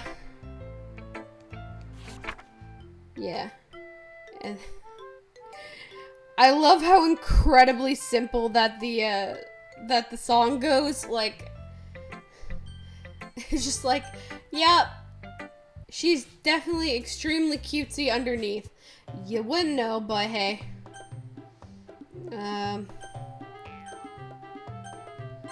Natsuki.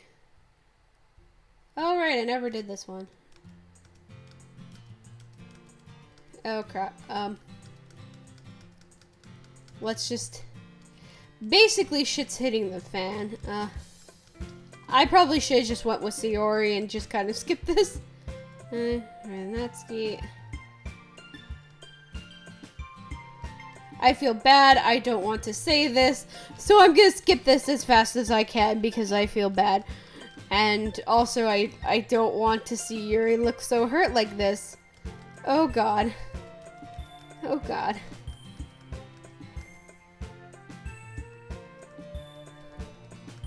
Monica, please don't laugh at my my upset.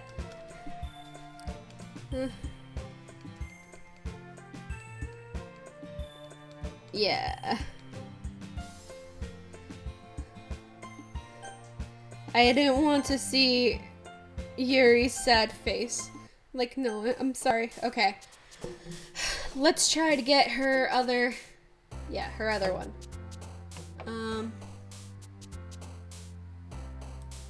Yeah, okay. Most pure doki-doki play. Nope. Sugar. Boop. Heart. Oh, never mind. Flower. Nope. Shit, kitty. Okay. Strawberry.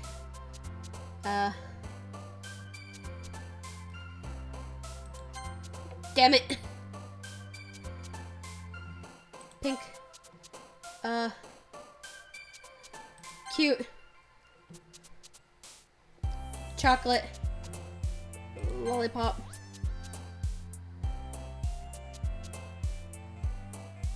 Party? Oh, no, shit. Vanilla.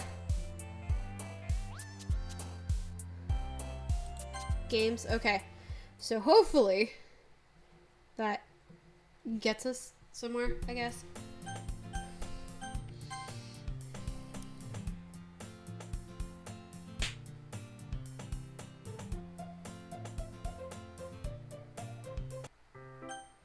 Okay.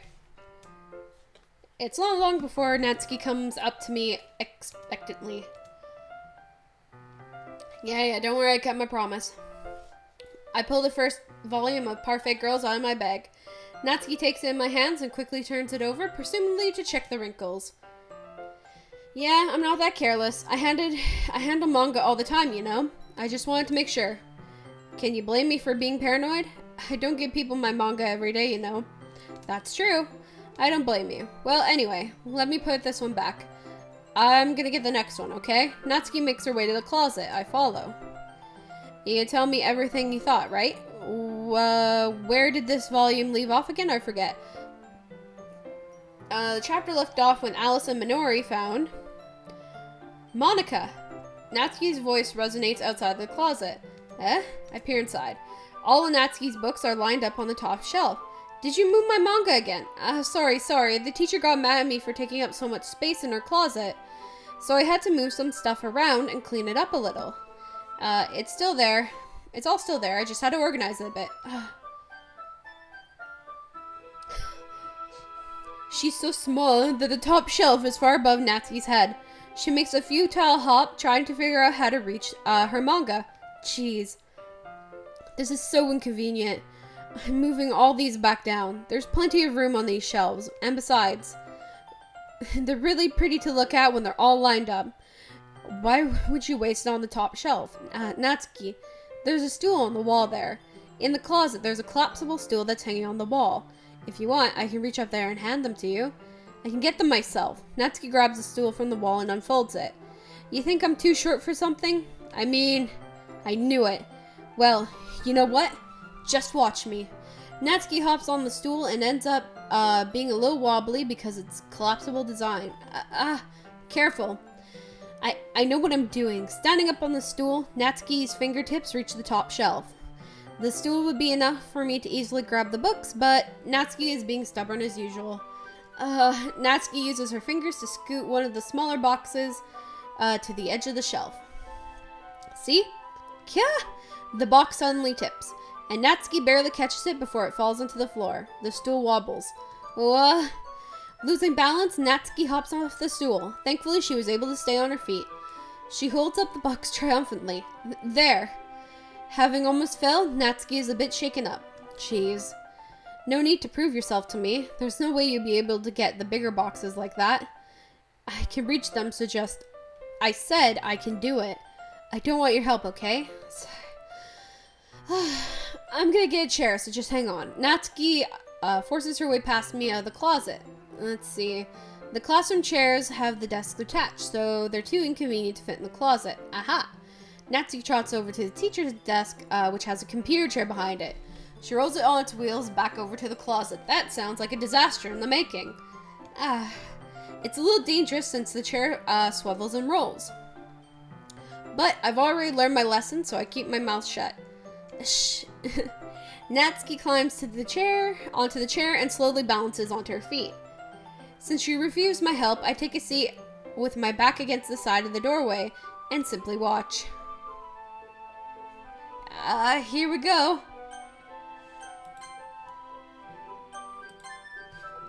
Well, we'll save it there. See? I can easily do it now. Natsuki grabs a stack of manga and bends down and puts it on the shelf below. The chair swivels. Natsuki catches herself on the shelf. What are you doing? Can you at least hold the chair steady instead of sitting on the top doing nothing? Who was it who told me not to help? Yeah, I got you. I hold the chair while Natsuki reaches for backup. I can almost see up her skirt. Oh, God. I force myself to turn away. Natsuki seriously didn't think this through. Once she realizes, I'll be dead. Natsuki wraps her arms around the Parfait Girls box set. Easily the largest one on the shelf. Heavy. Hey, Wyvern. I don't think I can bend down without falling. Hurry up and take this one. But then I have to let go of the chair. That's fine. Just for a second. Hurry up. Alright. Let me just stand up. I slowly release my grip from the chair. What do you mean stand up? Natsuki looks down at me. Why are you all the way back? Natsuki looks like she just realized something, but she'll lose her balance if she moves. Natsuki, the box. What are you looking at? You're trying to look up at my... Natsuki's legs shake. I'm not... I was just... Natsuki, don't try to move. Natsuki, calm the fuck down. Just give me the box. You perv. You set me up. Go away. Get out. But I'll do it myself. The chair suddenly swivels beneath Natsuki's feet. Natsuki! The scene turns into a chaos in a split second. The chair flies from under Natsuki's feet. Frantically, I try to catch her. The box topples out of her hand, and the books go flying. I got you! Oh shit. The full force of Natsuki's body against me throws me to the ground. A whole bunch of books pelt me in the face. Natsuki tries to shield herself with her own arms as her face lands straight on my chest. My right arm and back seriously felt the impact. Slowly, Natsuki comes to her senses. She presses her arms straight into me and props herself up. Natsuki seems to realize that it's not the floor that's beneath her. Gross, gross, gross. A fist pounds into my chest. Natsuki then hoists herself to her feet. What were you thinking, you sicko? Everything okay over here? I heard a loud noise. Monica suddenly peers in. Monica! See what happens when you put the manga on the top shelf? Are you trying to kill your club members or something? Jeez. Sorry. And one more thing. It seems like you're the most recent club member is a total pervert. So I hope you're happy. Somehow it's impossible for me to explain this whole bizarre situation to Monica. I didn't do anything, I swear. I know. Don't worry. Monica says it quietly to me. Looks like I'm off the hook. Oh no. I look down. Natsuki is kneeling on the floor, holding one of the books I have scattered all over. There's a large diagonal crease across the page, and she's desperately trying to smooth it out. I must have landed on the page. Natsuki tries a bit more to fix it, but she can't get it out. Suddenly, she gives up and slams the book shut, and then throws it on the floor. Instead of continuing to yell, she just lowers her head. Sob. Natsuki, are you? No! Natsuki's voice squeaks. I see tears in her face. I'll help get the crease out, okay? It's partly my fault, so... Natsuki shakes her head, still looking down. No, I don't even care that much. I'm just Having a really bad day today. Natsuki sobs again. Sobs. I didn't mean to take it out on you. I really didn't mean to. It's fine. Is there anything you want to talk about? Natsuki shakes her head. Just every day is so hard. I just want to come to the club and... Natsuki falls silent. I can't press her, so I can only do what I know how to do. Alright. Well, I'll help you clean this up, and I'll move the rest of your manga for you. Ah. I pick up Volume 2 of Parfait Girls. We'll set this one aside. This will help cheer you up a bit, right? We can get started on it once I'm done here. Natsuki looks up with her glossy eyes. Her lip quivers. You're really nice to me. Huh? It sounds really strange coming from Natsuki. I didn't expect it at all. Well, I'm just treating you like a friend, you know? Natsuki lowers her head and stifles a sob. I'm not sure what happened to her today, but being nice is the least I can do. The next couple of minutes are silent between us as I begin gathering the scattered books. I make sure to slip them into the box in their correct order. After a little bit, Natsuki starts helping. It isn't long before we're done, and I hoist the box onto the shelf where Natsuki wants to put it. Then, I get on a stool and quickly finish moving the rest of the books from the top shelf. Alright, that should do it. I pop off the stool. Natsuki averts her gaze. Thanks. It's nothing. Natsuki is holding the volume set aside in her hands. Alright, I'm ready. Good. Even if you weren't, I'd make sure you were anyway. You're taking responsibility for what you said. The thing about cheering me up, if you insist. We sit in the same spot as last time and I open the second volume. Natsuki's mood quickly improves and laughing and pointing things out to me. She's surprisingly sharp, making note of all the subtle repeated jokes and background elements. In the end, I'm pretty impressed by how everything ties together in the manga. I guess Natsuki has a good taste after all. Jesus. After some time, manga gets our attention as usual, and it's time to share poems again. Guess I'll be holding on to this for now. Yep. Even you sound more enthusiastic this time. Well, I'm starting to get into it, you know? Told you. Yeah. I return to my seat and slip the book into my bag. I'm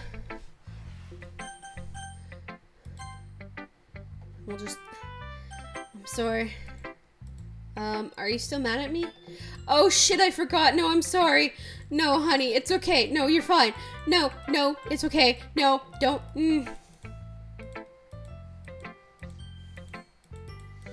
Please, I don't want to read this because I see you sad and I don't want to be sad. I say this as...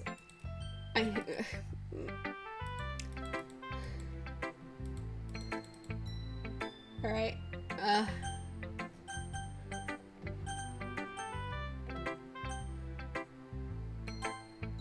Oh. Weird, okay. We'll just do Monica. She's gonna tell me to load. It's pretty good. Yeah, got so much. Yep. Each way tell a story. Don't disagree. Cute, but they're also meaningful. Seem to be into the style. Not as much as yours. I wouldn't say that. Kind of like everyone's. It's true. Like more than others. I just want to get to Best Girl. That's why I'm saving her for last. I want all the cute images, and then I want to, you know. Okay, we'll do Sayori. Ooh, I like this one. Nice feelings to it. I'm glad. It doesn't mean it's better than yesterday. Let me think. I don't know. They're both shit. Oh, I like both. They're very helpful, yeah. Alright, and then we do Natsuki. That's me. Bad? No, it's not. Okay, it's really good. There, I said it. What's supposed to happen at all? Well, can't be bad. My poems are supposed to impress you, not the other way around. You trying to impress me? Obviously, you enjoy Yuri's shit. Well, I do. That's why, like, you're gonna be saved, and then I'm going back to Yuri, and then trying to do all this. You're trying to impress me. I just wanted to spend time. I'm probably gonna spend time with you guys on the other thing too, but I really want to be a completionist with this. I enjoy this game.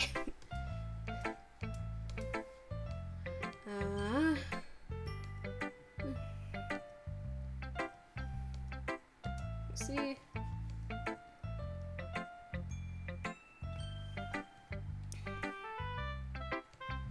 Okay, so then this is like, oh. What do you mean by that? Monica, cut the fourth wall shit. I know you know what I'm doing. Anyway. Natsuki feel. Hey, snatches it from Monica's hand. Did you read it? Of course, I liked it. You should really stop reading things that aren't for you, you know. You have a bad habit of doing that. But whoever wrote this poem, and you're supposed to share it with everyone, right? Natsuki freezes. She apparently forgot that my poem is technically for everyone to read. Okay, well, mine, basically. I'm just gonna hold on to it. If you insist. What? Why are you looking at me like that? Like what? Never mind. Well, I guess Natsuki's poem, it has my poem. Alright. This is my only copy. Alright.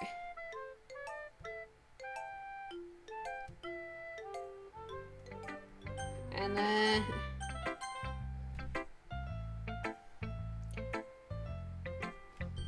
show up with good too, I know. I appreciate kind of writing. I want to talk about that yesterday.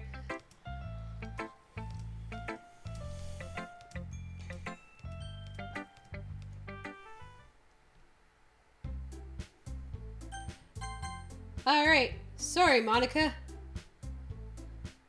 Yes. So there's a good reason why I'm doing that is because I need to do a separate save anyway for all of Yuri's stuff. Alright,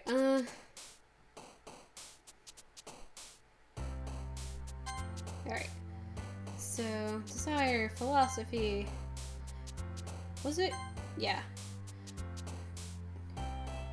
Death? No, that was... Memory? Nope. Entropy. Tenacious, because she would know that word. Starscape? Oh, right, yeah. I think Scars was her. Nope, never mind. Unstable? Yeah. Contamination. Incapable? Yeah. Effulgent. Extraordinary? Nope. Intellectual. Dark. Never mind. Unrestrained.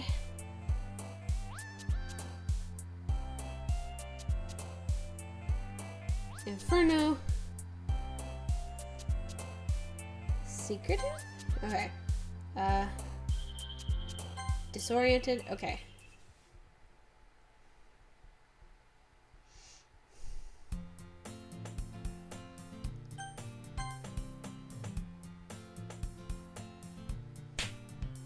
So because we got the first one in this, the first Yuri one, yeah. We got the first Yuri one, so now we get the second one. Hell yeah. Hey, Yuri. I suddenly noticed that Yuri is reading a different book from the ones we've been reading together. Sorry, I didn't mean to interrupt. No. I was kind of just waiting for you. If that's the case, why don't we go ahead and get started? Yes, let's. Actually, I have a request. Do you mind if I make some tea first? Not at all. Thanks very much. If there's one thing that can make my reading time here any better, it's a nice cup of tea. Not to mention for yourself as well. Yuri stands up and makes her way to the closet. I follow and watch as she retrieves a small water pitcher from the shelf, the kind with a filter inside. Can you hold this for a sec? Sure. Yuri hands me the water pitcher and also fetches an electric kettle. I'm going to plug this in the teacher's desk and then we'll get some water. She walks past me and sets the kettle down on the teacher's desk. I simply watch her movements. To my surprise, the way she moves really contrasts her speaking mannerisms, especially because of her long legs. Yuri appears elegant and methodical. Okay, may I have the water pitcher? Thanks, I'll be right back. I might as well walk with you. Yeah, why not? Shall we go then? Yeah. Where are the two of you off to? Yuri was going to make some tea, so I suddenly realized how weird it sounds to explain this to Monica, which is filling the water pitcher. Okay. Sorry, I was just a bit curious. That's the kind of one-person job, isn't it? Monica, please mind your own business for once, or do you want to tell me there's something wrong with help involving Wyvern in club activities? My mouth agapes. I suppose there's nothing wrong with that. Then let's go, Wyvern. Very quickly, Yuri quickly exits the room and I follow. Oh, shit.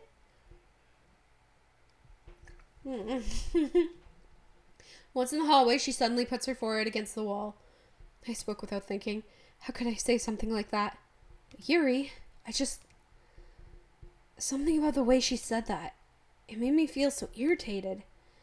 What's wrong with me? No, Yuri, I think you did the right thing. I wasn't expecting it, but it's also not right for Monica to judge people like that.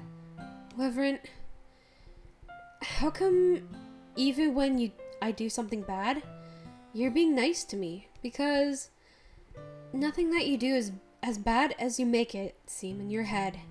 Nobody's perfect. We have emotions and we can't always hide them away. But you're always amplified things in your head. Your mind turns a light rain shower into a hurricane. No. Wouldn't you hate me for something as terrible as that? Why would I hate you? I can't hate someone for having emotions. What kind of friend would do that? A friend, you say? Yuri lifts her head. Wyvern, I really like being friends with you. Thanks, Yuri. I like being friends with you too. I feel kind of awkward saying something like that. But I'm doing my best to help Yuri feel better. Anyway. Yeah. Shall we go? Yeah. Yuri and I walk to the nearest water fountain. Once we fill up the water pitcher, we return to the classroom. Wyvern, do you like oolong tea? Oh yeah, anything's fine. Very well. Yuri sets the temperature on the kettle to 200 degrees. Now, it's time to get the teapot. You really do this properly, don't you? Of course. I shouldn't do any less when I'm making tea for others, even if I'm not an expert on tea or anything. In that case, you'll only be even more impressed. Perhaps I will. Yuri fetches the teapot and begins measuring the tea leaves. To my surprise, she even starts humming a little to herself. She's such a sweetheart. God damn it. You must be in a good mood now. Is that so? I was letting it show, and you noticed. I was doing a bit of thinking, and I decided I would try expressing myself a little bit more. Good for you! We stand progress. You're doing amazing, sweetie. It turns out it's not very hard for me to do. When it's you who's around anyway. That's great, Yuri. Just don't push yourself too much. You're always worrying about me, Wyvern. It's very endearing. Yuri wasn't kidding. I don't even know if I can keep up with this. I watch Yuri pour a cup of tea for each of us.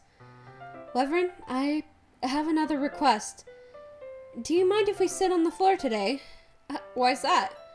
It's a little bit easier on my back. I can read with my back against the wall rather than bending over at my desk. Sorry, I didn't realize. No worries. I just have back pain fairly regularly, so I do my best to manage it. Is that so? I wonder why that is. It's most likely because of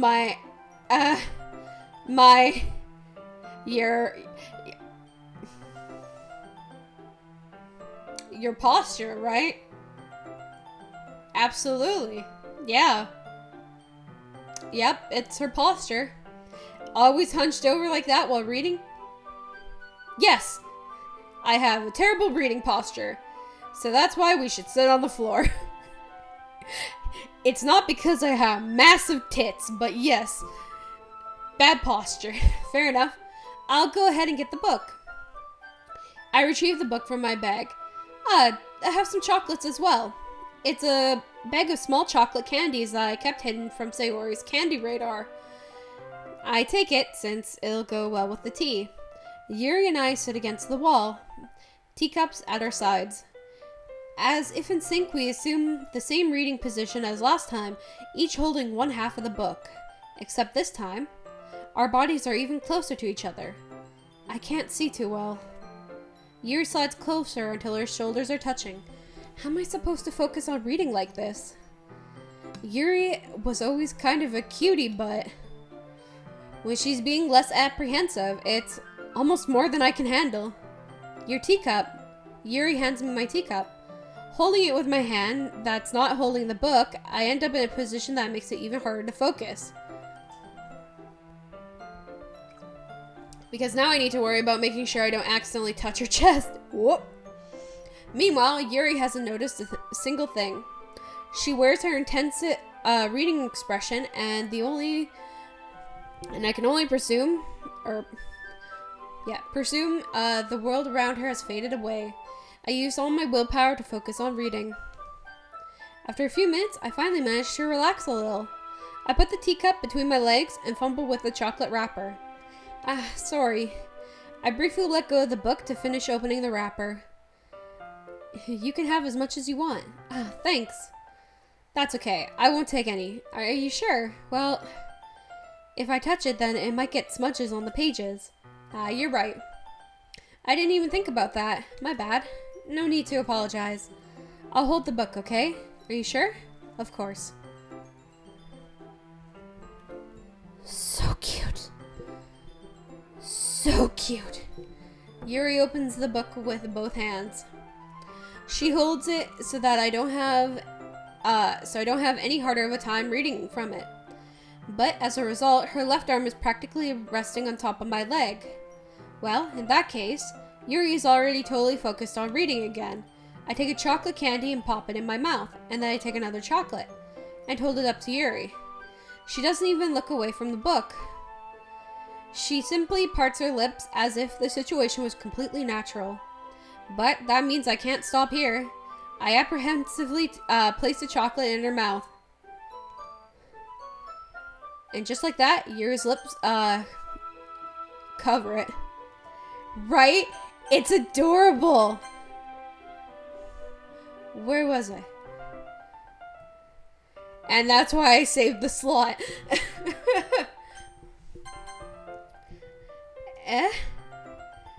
Yuri's expression suddenly breaks. Did I just... Yuri looks at me like she needs to confirm what just happened. Wyvern, sorry. I guess I should have done it. Well, you were just helping. That's something that friends do, right? I mean, not really this kind of context, but yeah, that's all it was. Friends, totally friends. Absolutely. No. Then, you don't need to stop or anything. I see. The situation has gotten really intense. Yuri tries to return to the book, but I can tell just by her expression that even she can't focus now. My heart is pounding. I nervously take another chocolate between my fingers, but this time, Yuri's eyes meet mine. How did it even come to this? Yuri doesn't avert her gaze. I notice her chest rising and falling to the rhythm of her breath. I raise my arm. Like before, Yuri parts her lips, but it's different this time. I take the chocolate and place it in her mouth. I feel her hot breath on my fingers. Okay, everyone. God damn it. Yuri jolts back.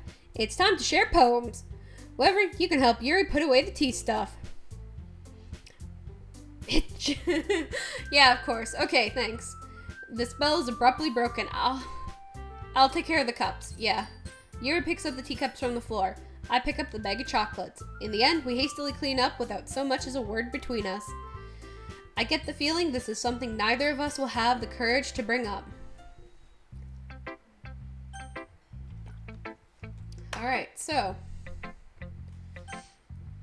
Let's just get this out of the way. Great. Well, I can't admit that it's better than the last one. It's nice to see that you're putting in some effort. That's good. But I still don't like it. This at all. It's trying too hard to be serious. What do you mean by that? Poems don't need to be all deep sounding or express something.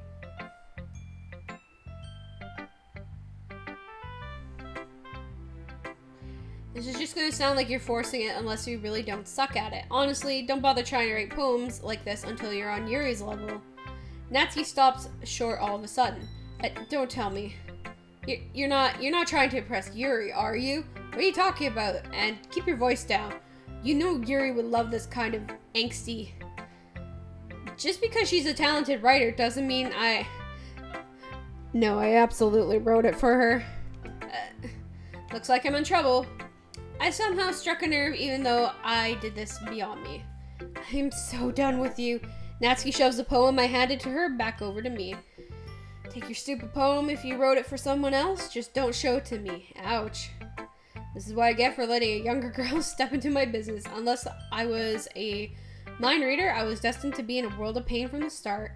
At least Natsuki wasn't really the girl I was trying to impress in the first place. Oh. Alright. I don't think Sayori really gives a shit. Yeah, no, Sayori doesn't give a shit. Sayori's like, yeah, okay, that's cool. We'll do Monica.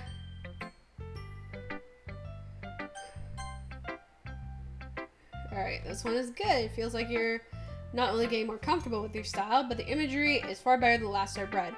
Just wondering, but have you been finding inspiration in Yuri's writing style? I guess so. I can't deny that she's talented. Yeah, totally. I think her poems are the most romantic. That's the best way to describe it. She's like a totally different person when she picks up a pen. I noticed that too. Or when she's talking about literature, it's like a light turns on inside of her. Fucking love this girl. Sadly, it's hard to get much personal conversation out of her. Trust me, I've tried. Who knows what's going on in that head of hers? I hope you don't mean that in a bad way. No, of course not. I just mean that I wish you didn't keep so much to yourself. But still, defending her like that, you must be pretty into her. Monica, you read me like a book. I'm okay with this, at least at this part. Calm down, I'm kidding. Besides, I'm pretty sure she's already got a boyfriend. What, really? Yeah, a fictional one anyway. Monica kind of whispers the last part to me. It's just a hunch, but, well, there's not really anything wrong with that. Oh, well, I know. I was just saying, but anyway.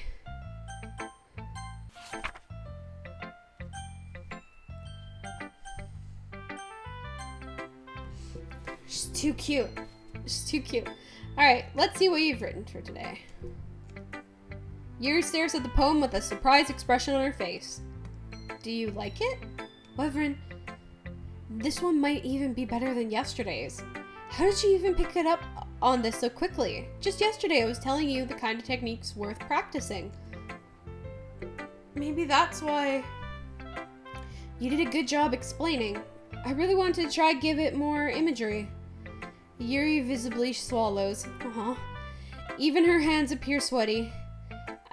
I'm not used to this. Used to what? I don't know. It's fine. Take your time. Yuri breathes and collects her thoughts. I know that Yuri likes to think before she speaks, so I offer that patience to her. Yeah. Just being appreciated like this, I guess.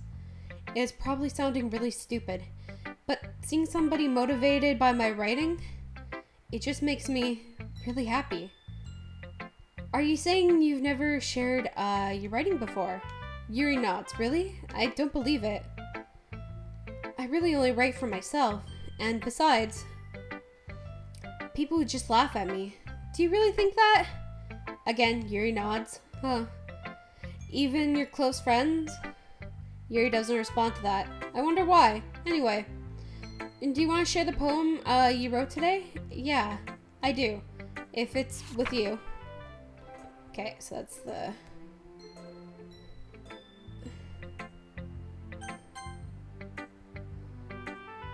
You're good at a lot of things. Writing, listening.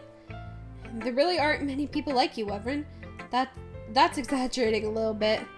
It's just how I feel. I never thought that I would feel comfortable sharing my writing. But now I almost feel like I look forward to it. It's just a really nice feeling. And you're to thank for that. It's nothing, really. Yuri smiles sincerely at me. For just a moment, her timidness seems to disappear.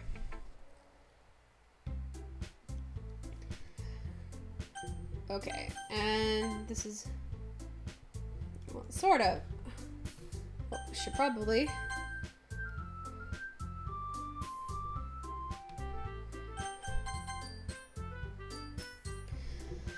do we really have to do something for the festival? It's not like we put together anything good in a few days. Well, just end up embarrassing ourselves instead of getting any new members. That's a concern for mine as well. I don't really do well with last-minute preparations. Don't worry so much. We're doing it to keep it simple, okay? We won't need much more than a few decorations. Sayori has been working on posters, and I've designed some pamphlets we can give out during the event. Okay, that's great and all, but that doesn't tell us whether we're actually going to be doing for the event. Sorry, I thought you heard about it already. We're going to be performing. Performing? Monica. Yeah, we're going to have poetry performance. Each of us are going to choose a poem to recite during the event. But the cool part is, we're also going to let anyone else come and recite poems too. Sayori's putting it all on the poster in case anyone wants to prepare ahead of time. Sayori, who has been coloring a poster, holds it up for us to see. Are you kidding me, Monica? You didn't already start putting these posters up, did you? Well, I did. Do you really think that's a bad idea? Well, no. It's not a bad idea. I didn't sign up for this, you know. There's no way I'm going to be performing in front of a group of people like that. I agree with Natsuki. I could never in my life do something like that. Imagining it, Yuri shakes her head in fear. Guys, no, Sayori. I understand where they're coming from. Remember that Natsuki and Yuri have started their have never shared their poems with anyone until just a couple of days ago. It's a lot to ask for them to recite poems out loud to a whole room full of people. I guess I kind of overlooked that. So, I'm sorry. But I still think we should give it our best. We're the only ones responsible for the fate of this club. If we start the event and each put on a good performance, then we will inspire the other ones to do the same. And the more people to perform, the better. We'll be able to show everyone what literature is all about. Yeah, it's about expressing your feelings, being intimate with yourself, finding new horizons, and having fun. That's right. And it's those reasons that we're all in this club together. Don't you want to share it with others, to inspire them to find the same feelings that brought you here in the first place? I know you do. I know we all do. And if it all takes is standing in front of a room for 2 minutes and reciting a poem, then I know you can do it. Natsuki and Yuri remain silent. Sayori looks a little worried.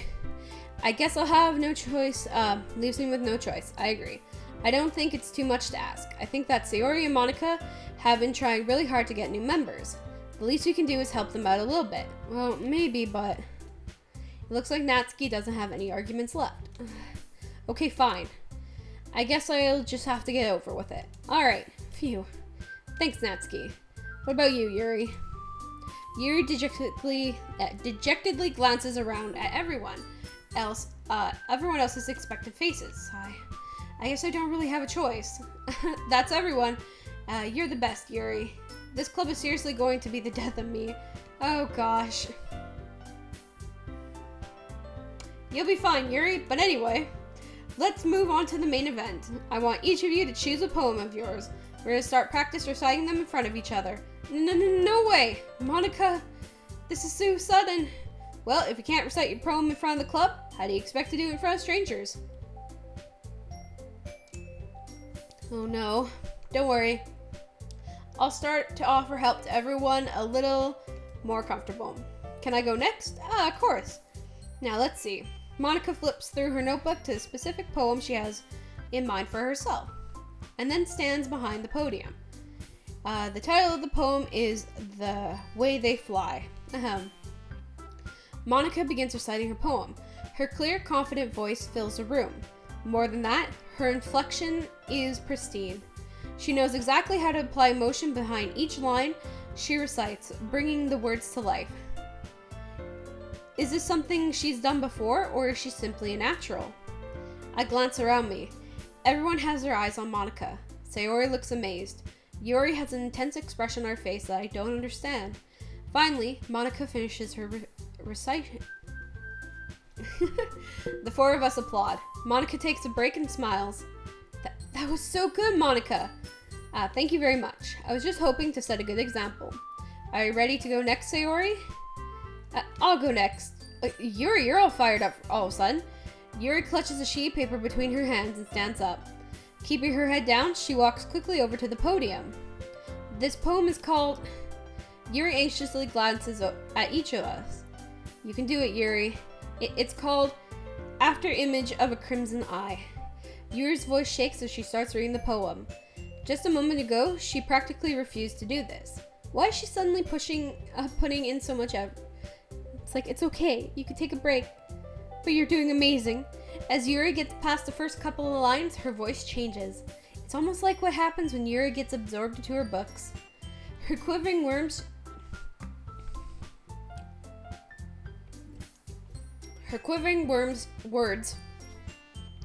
transform into a sharp syllables and fierce and confident woman.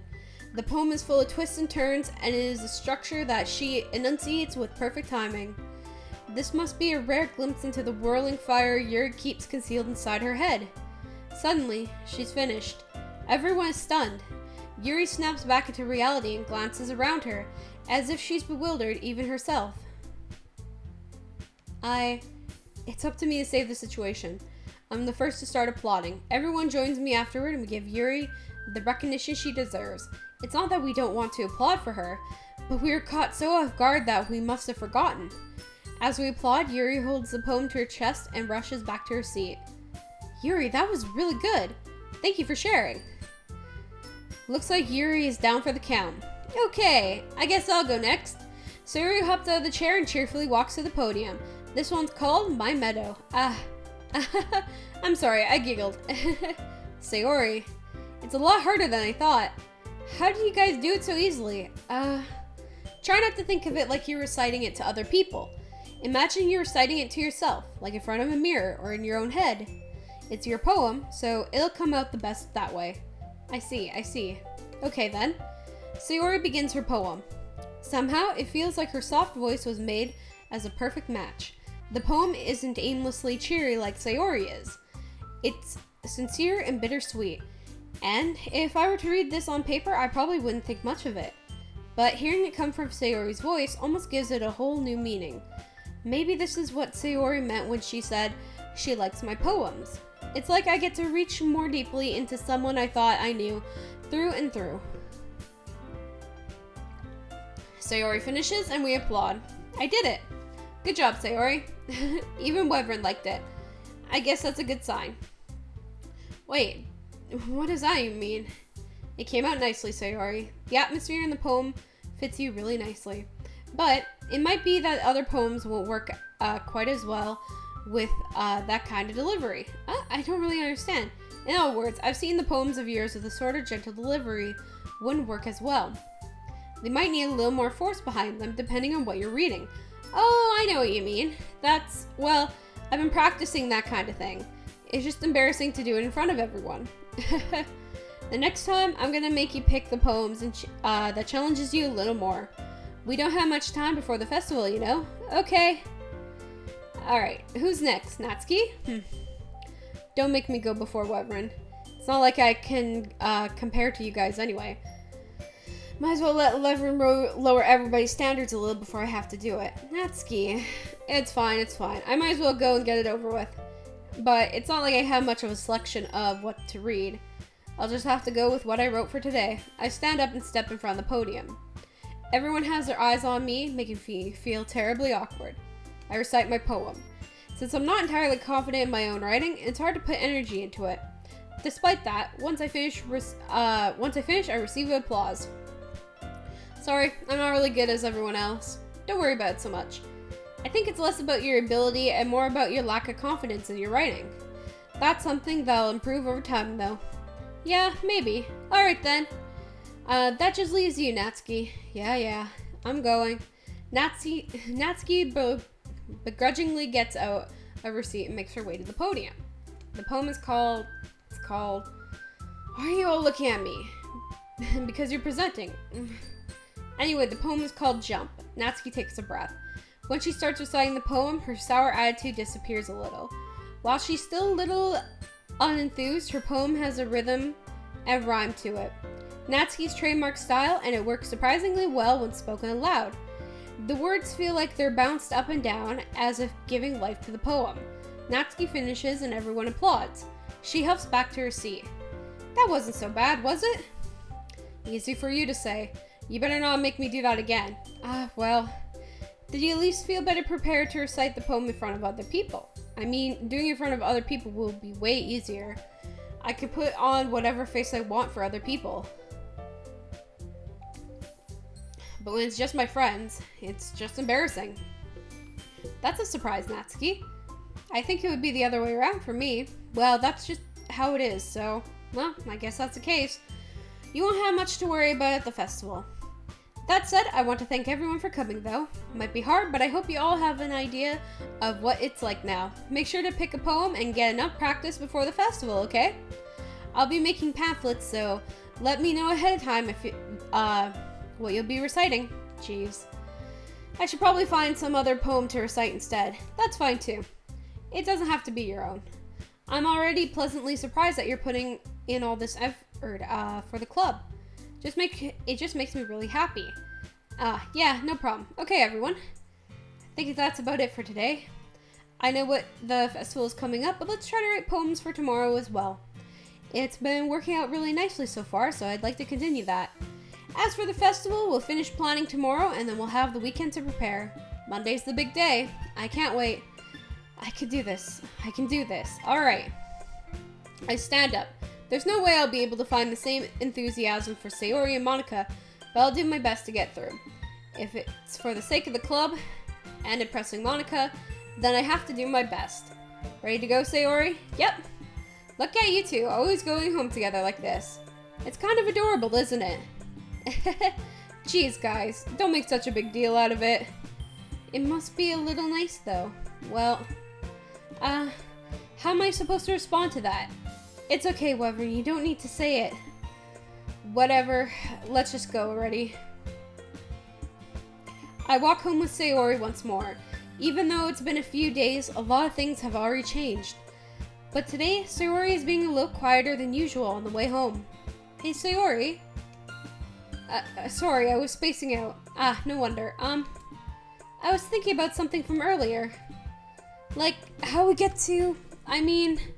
Sayori fumbles with her words. So, let's just say that one day, Yuri asked to walk home with you. Huh? What would you do? What kind of question is that? You're kind of putting me on the spot here. Oh, right, I forgot she does this for, like, all of them.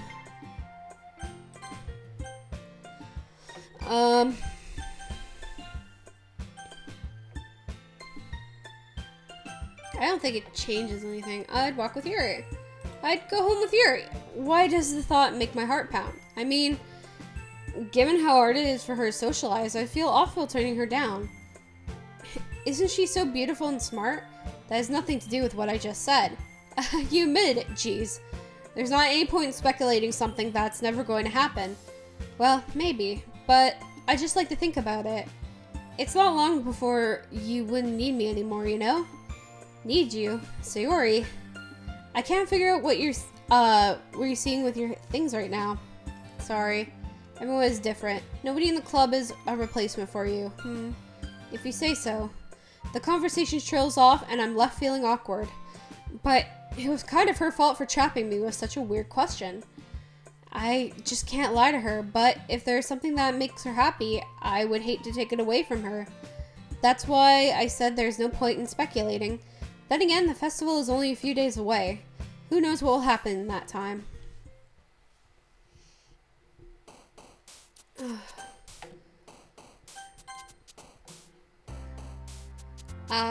Shit. Okay, well, that's all I think my voice can handle for today. So, on that note, let me just get back to OBS. Alright, so on that note, I'm gonna end the stream for today. I hope you all enjoyed. I'm definitely gonna come back and play this, so expect it, I would say, Wednesday. Yeah, Wednesday for sure. So, yeah. I'll see you later. Y'all have a good night now, okay? Bye!